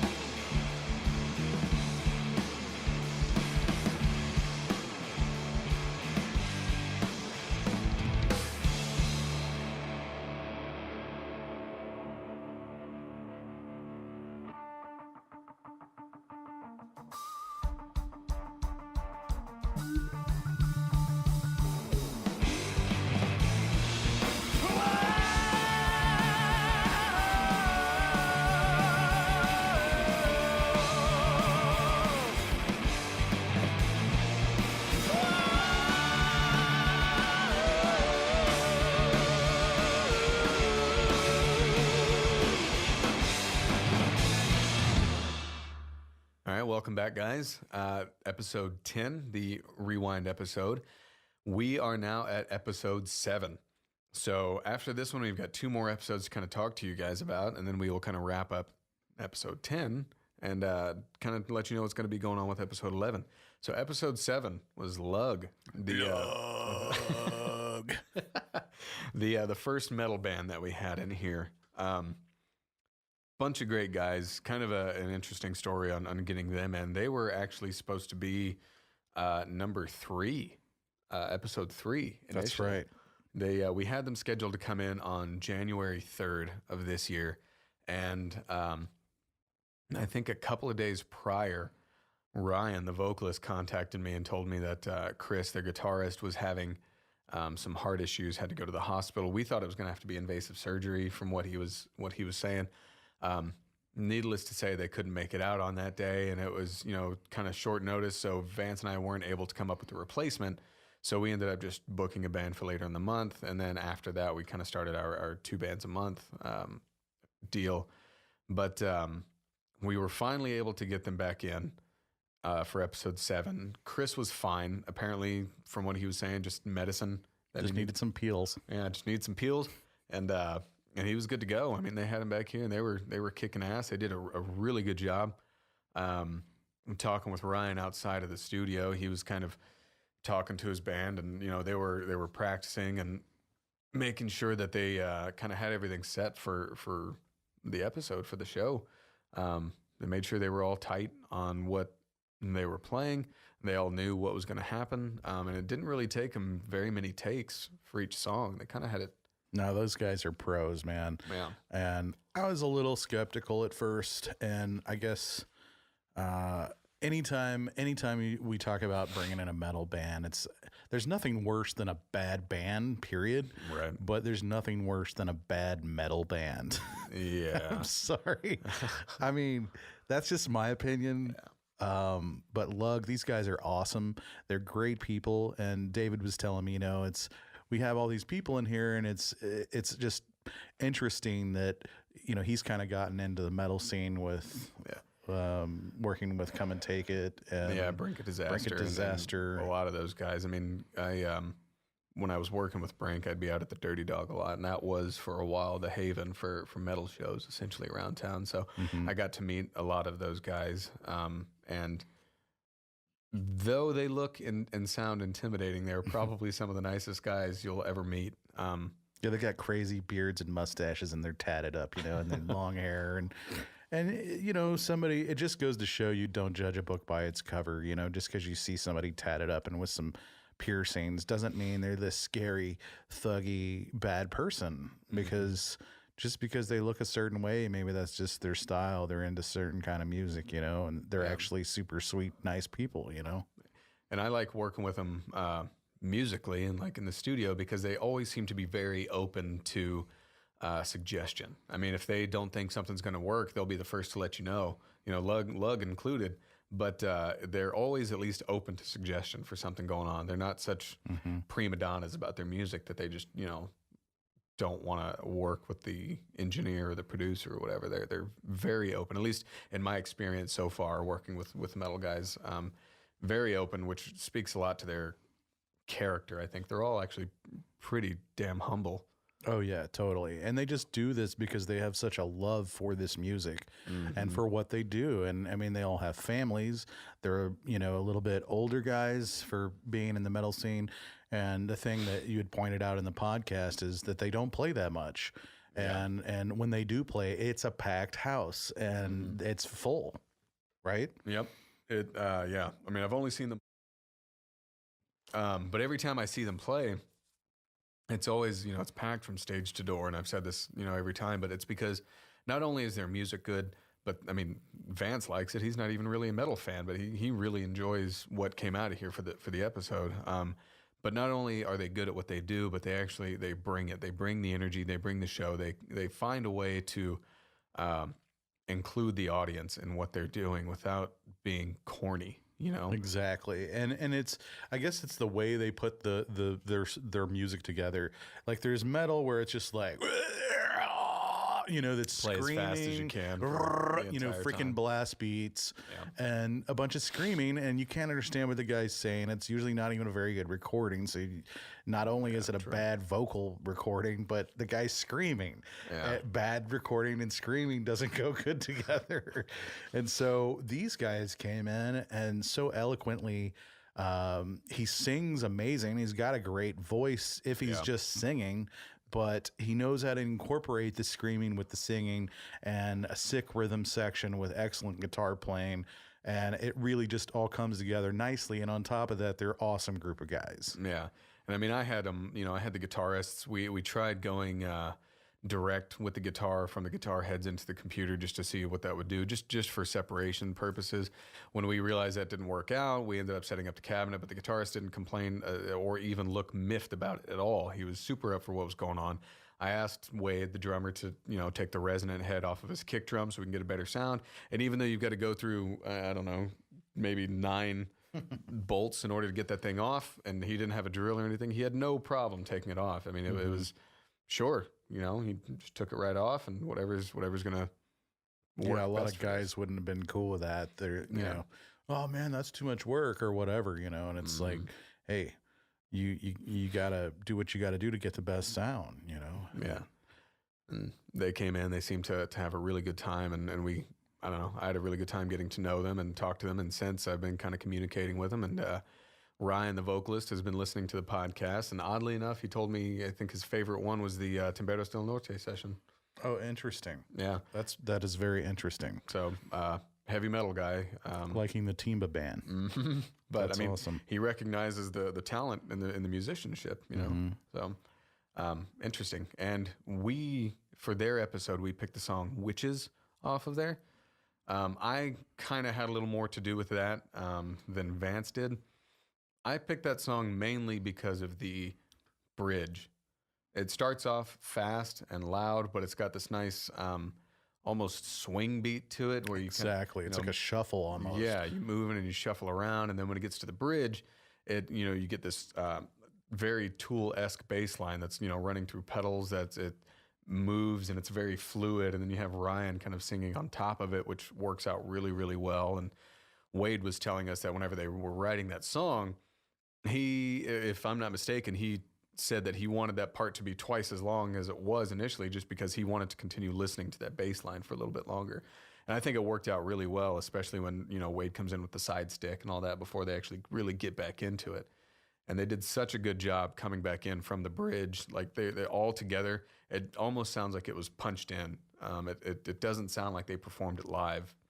Yeah, it's almost like a bluesy shuffle riff into this sort of melodic bass line with a Tool-esque sort of vocal melody. Yeah. And it goes really well together. And I guess the reason I like them, and, you know, I'm not a metal person like David said, really. I mean, I like some metal. I like Tool and, you know, other groups. But I guess it's not just like metal. Like they have this one song that sounds sort of like the Foo Fighters on steroids, as they said. Yeah. And I like hard edge music, but as long as it's good musicianship, there's a melody, and it's not just a bunch of screaming and just loud, obnoxious distortion, and it's not going anywhere. Yeah. That to me is not music, that's noise. Right. And yeah. And with that session, that was the only session we've done so far where we gave the vocalist, we had him hold the mic in his hands. Every other time before, it's been on a mic stand and they were performing into the mic. But with Ryan, since I have seen them play and I know the energy that they bring to their live shows, I wanted to capture a lot of that. So I had Ryan in the vocal booth holding the microphone and singing into it as if he was doing on stage. And I think it worked out really well for it. I think he was able to really feel the music a little bit better when he was able to kind of get into it within his comfort zone. And we used an Electro Voice RE20 for that, correct? We did, and we ran it through a little bit of 1176 style compression. And I know that the dude from, what's the group? Radiohead uses, that's like his go-to mic. He uses that live and all the time. Wow, I didn't That's know like that. his mic, yeah. Interesting. I know Randy Blythe from Lamb of God. I've seen him studio work where he sings into those as well, and they run him through an EQ and then an 1176 before he goes into the Pro Tools. They're good mics. I still like the SM7, which is what we're talking into right now, better. Right. And I guess it depends. The RE20's got a little more clarity, I think, than the SM7s do. But both of these mics handle SPLs really, really well, which is essential for metal screaming. They're made for broadcast, so a lot of radio stations use them. Yeah. But moving along, let's go ahead and introduce the song from Lug. This is Witches from episode number 7 on In Session at JackRabbit SoundShack.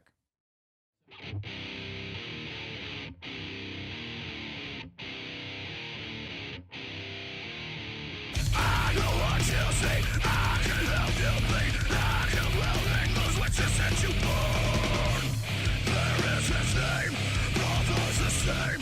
Trained by the loved ones in our God's name.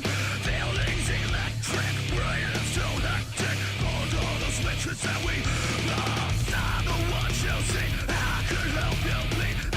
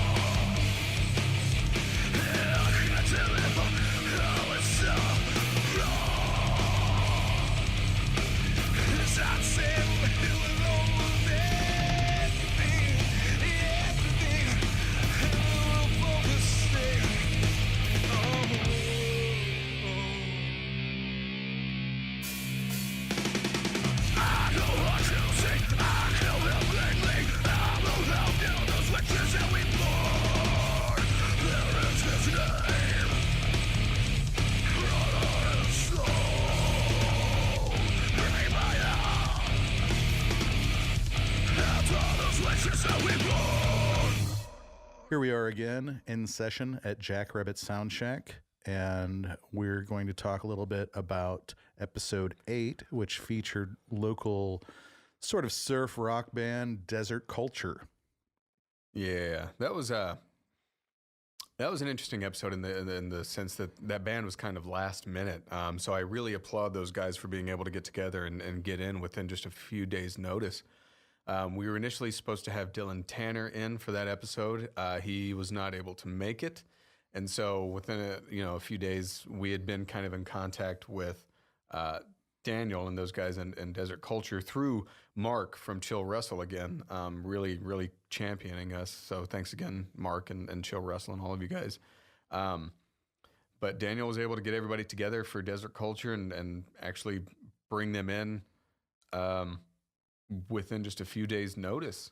And another amazing job on mixes. Probably the Carrie Q episode and the Desert Culture episode were the two that were maybe the biggest challenge in terms of fixing problems.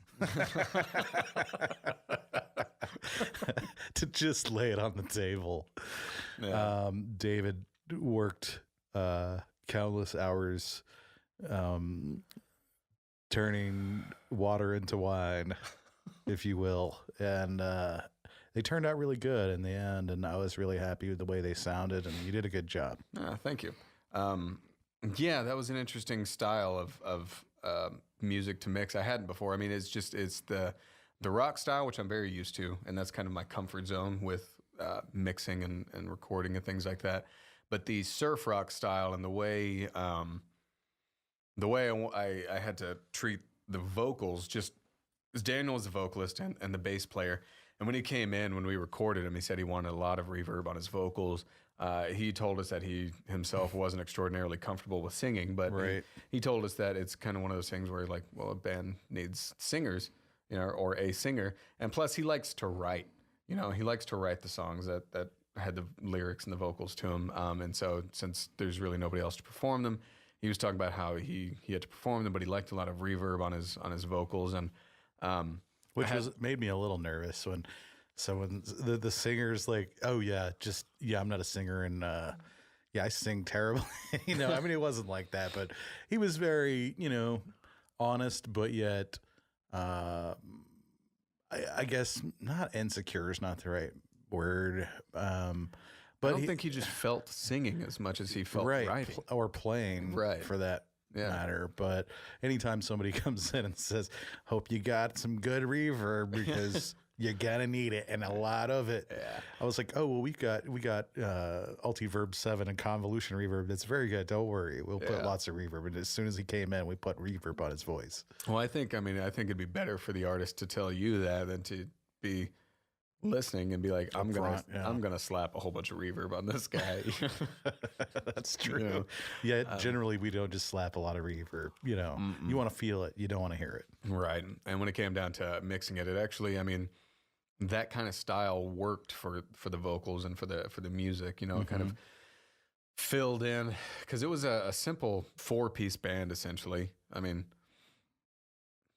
And I don't even think bass was his main instrument. Like, I think he was... Yeah, they were playing like musical chairs with their instruments. Only not in the playing- studio, but just generally. I think that he mainly plays guitar. I think he just is playing bass out of maybe need to play bass. But I asked him, well, if you don't like singing, why are you singing?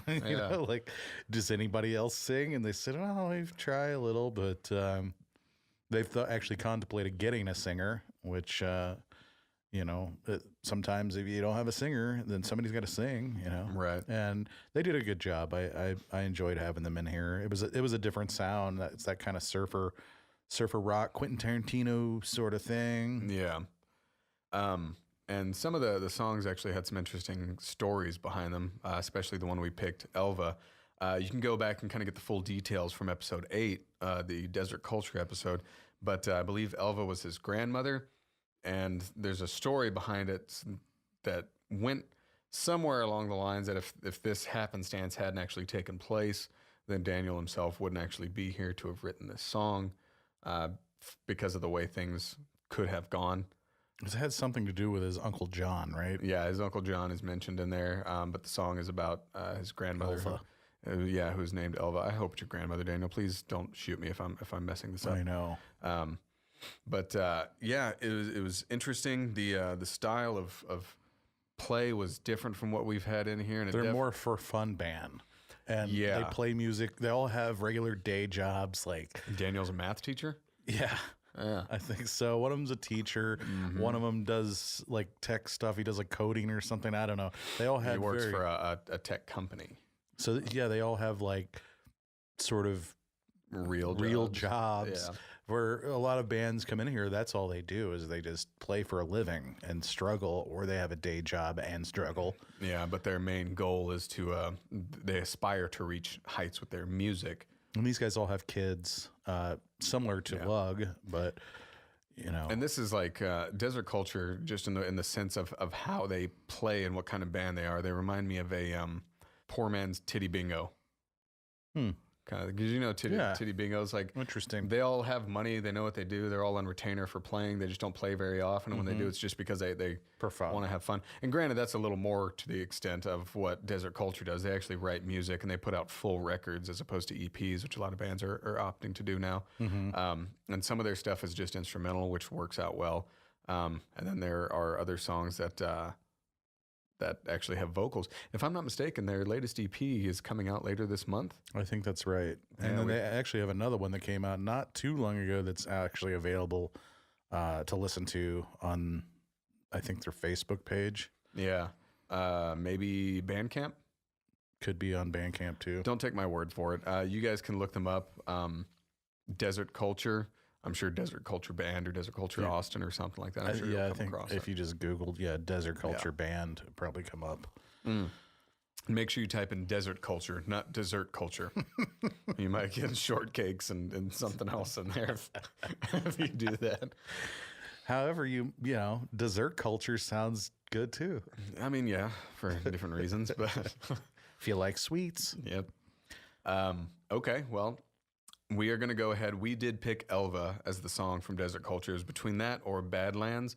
But I kind of liked the story behind Elva a little bit more, especially since on the episode we spoke to it and we spoke about it and we talked to those guys about where it came from and how it was written and things like that.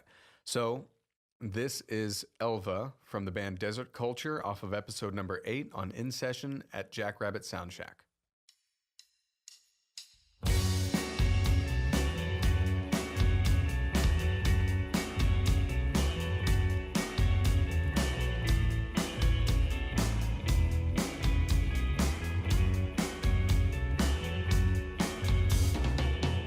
I've been forgetting ghost stories that my grandfather read to me right before I went to sleep. Haunted my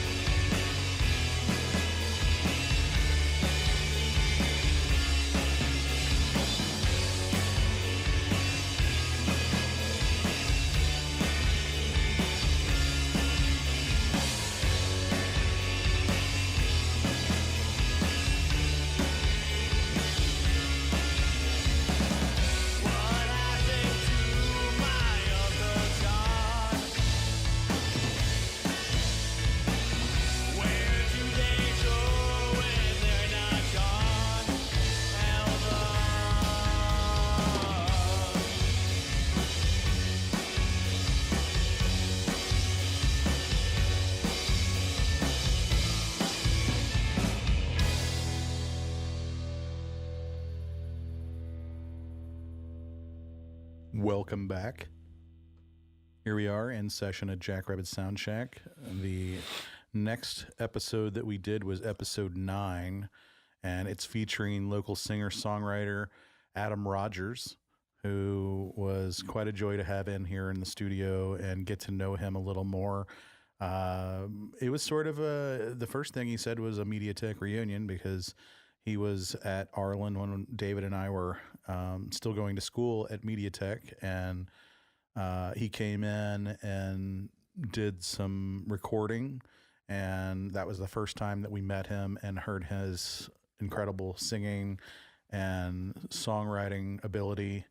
And he actually played the drums. I was impressed with that. And he got excited. He said he was so excited he was surprised he was not taking his clothes off running around the studio, because it was the first time that he realized that he could do this and go into a studio and record all the parts himself and be able to have that creative out. And it's sort of really inspired him to push forward and you know, pursue his music. Yeah.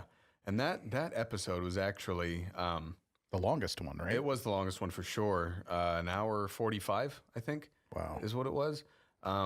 But there's not really a whole lot we can say on top of this, because he was 100% unabashedly himself in front of the microphone, and I didn't take any of that out when I went to edit the dialogue. You did no editing hardly. I mean, it's got, you know, everything. I wasn't even talking into the mic when it started. I was like getting beers. Well, we sort of started the whole thing. And Adam kind of started talking while we weren't talking. Yeah, and I wanted to leave that in there. And at first I heard it and I was like, David, I sound unprofessional. Yeah, Vance didn't like that too much. I'm not even talking into the mic. I'm like yelling from the front room, getting beers, clanking them, going, "Hey, you want a beer?"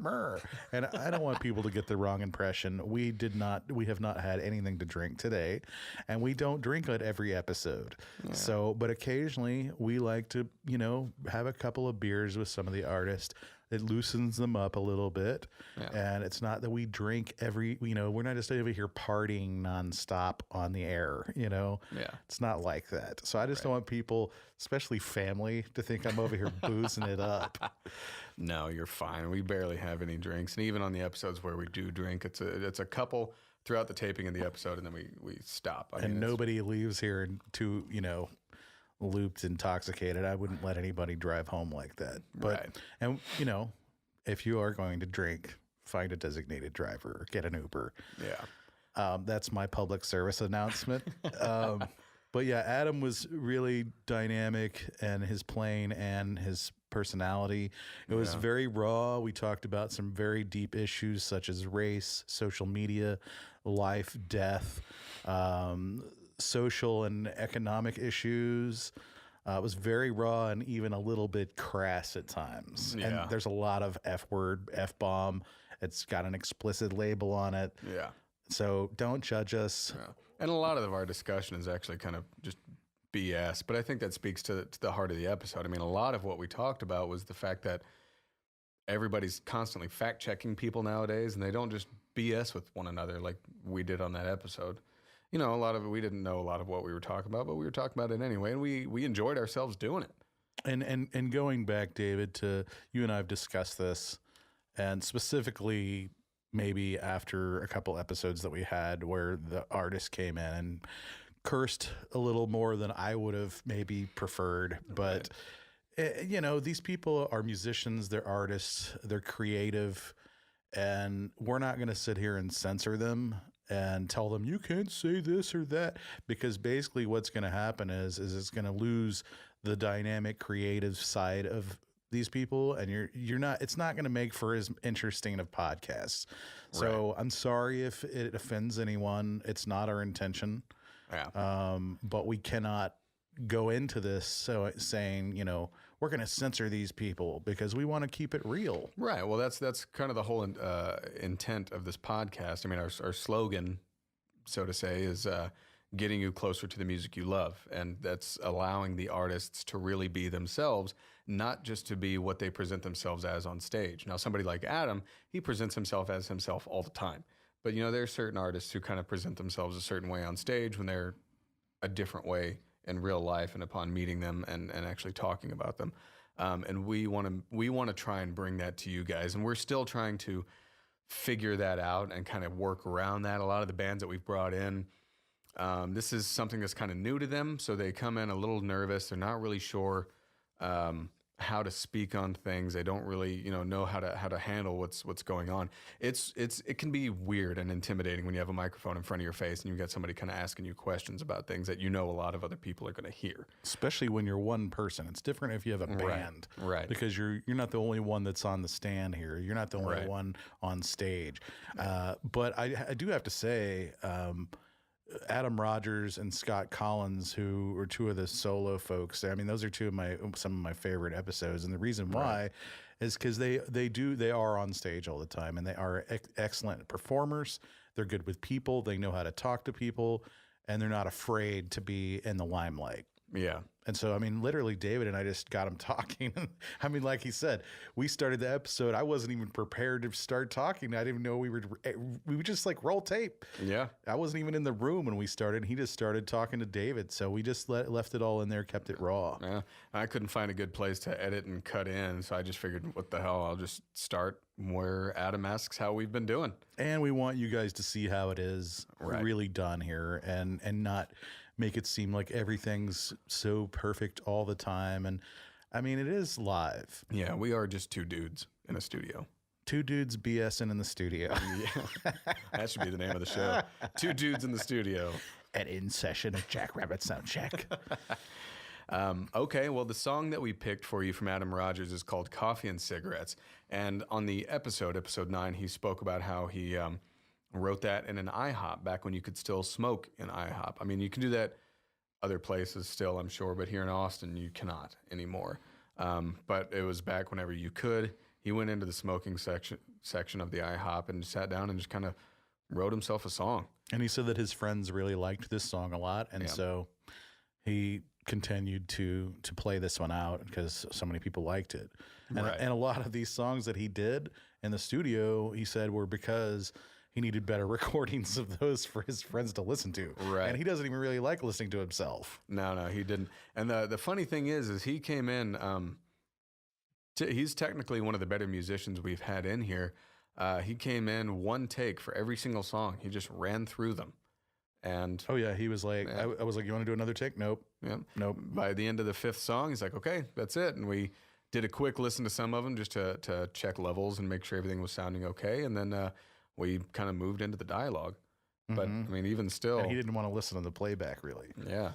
And we had so much talk, and I actually had to work that day. But I had to cut him off at the end of the episode. I hopefully did it in a way that didn't sound like that so much. He could have gone all night. Yeah, and he said so himself. So we're going to go ahead and play you Coffee and Cigarettes by Adam Rogers from episode 9 of In Session at JackRabbit SoundShack.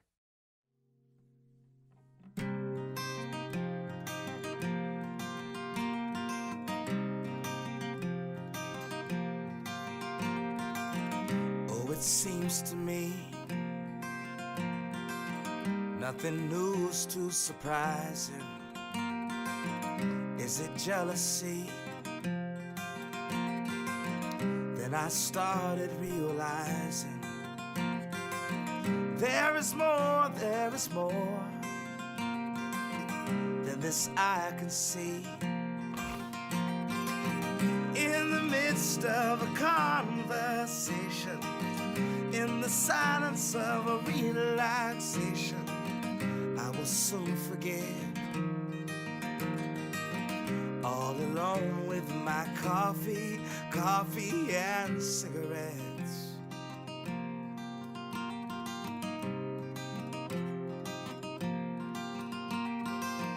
They keep telling me that I'll never get too far. Is it jealousy? It's okay, 'cause I got my guitar. In the midst of a conversation, in the silence of a relaxation, I will soon forget. All alone with my coffee, coffee and cigarettes. My coffee, coffee and cigarettes. Oh, this world, it weighs so heavy on me. Oh, they say they've got me questioning.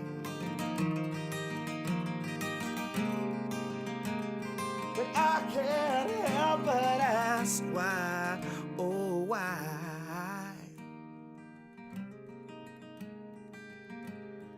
Lord, who am I? In the midst of a conversation, in the silence of a relaxation, I will soon forget. All alone with my coffee and cigarettes. My coffee, coffee and cigarettes.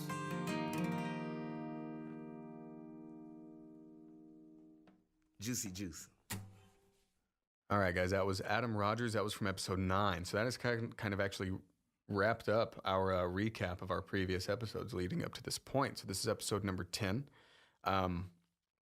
We next week or the week after? No, I think it's next week. We're bringing in Jimmy Watts for episode number 11. So keep your ears out for that one. Vance, you've had them in here before. What type of band are they?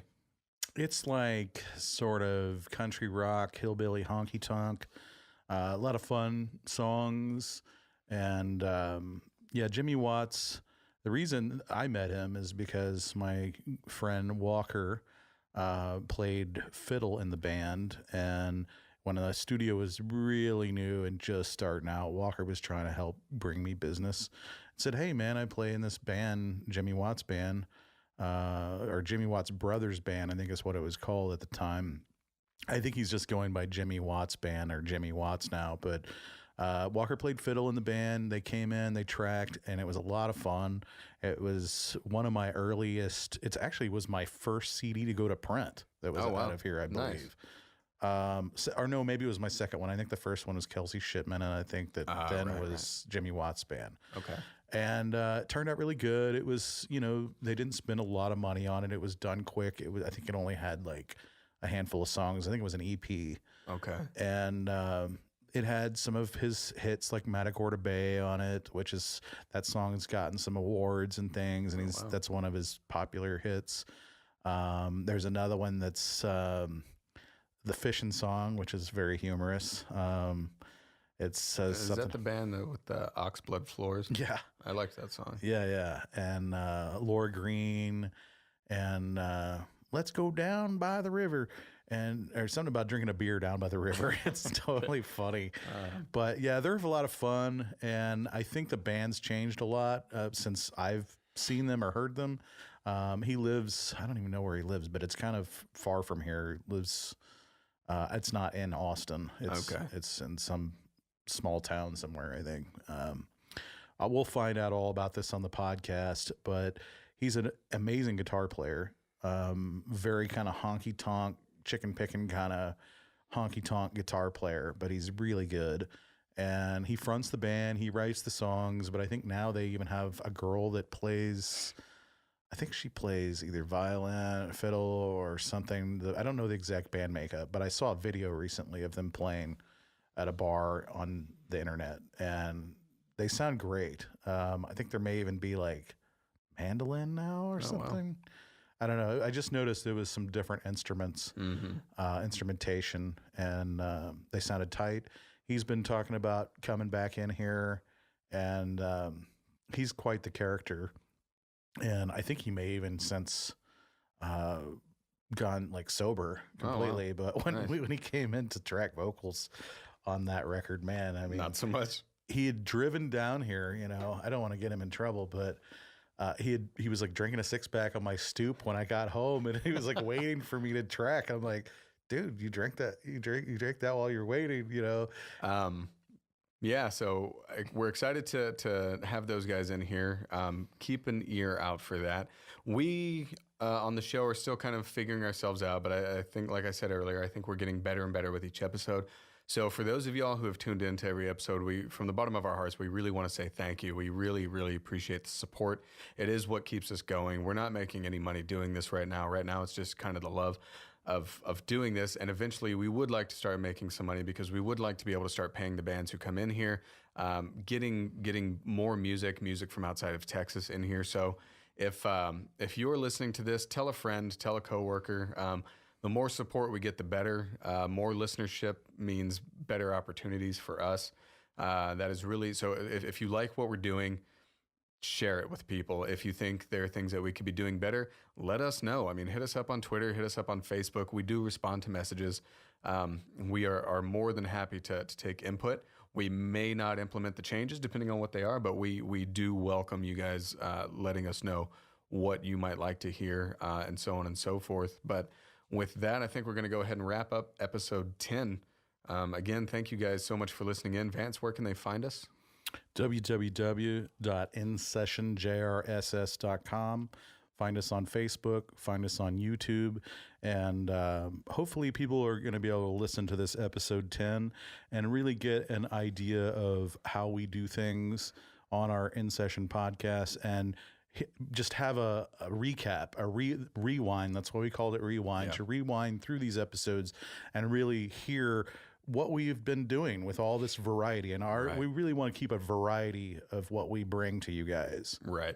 We would like to introduce the listeners of the show to music that they may not have otherwise checked out on their own or listened to on their own, because this is about the music. It isn't about a particular style of anything. It's just about music in general and the way people feel it and the way people write it. And why they write it. And what it's about. Right. And the people behind that music. Exactly. And which is why it's cool that we have a metal vocalist who really liked the Timba session, Right. That's awesome. And I'd like to encourage more of that among our listeners as well. But anyhow, thanks again, guys. We will see you next time with episode 11. Jimmy Watts coming in here, and we'll be moving forward. We are going to try to get on iTunes to reach a little bit of a bigger audience, so keep your ear to the ground for that. But anyhow, thank you so much for listening in, guys. We really, really appreciate it. We will see you next time. We have too much fun here.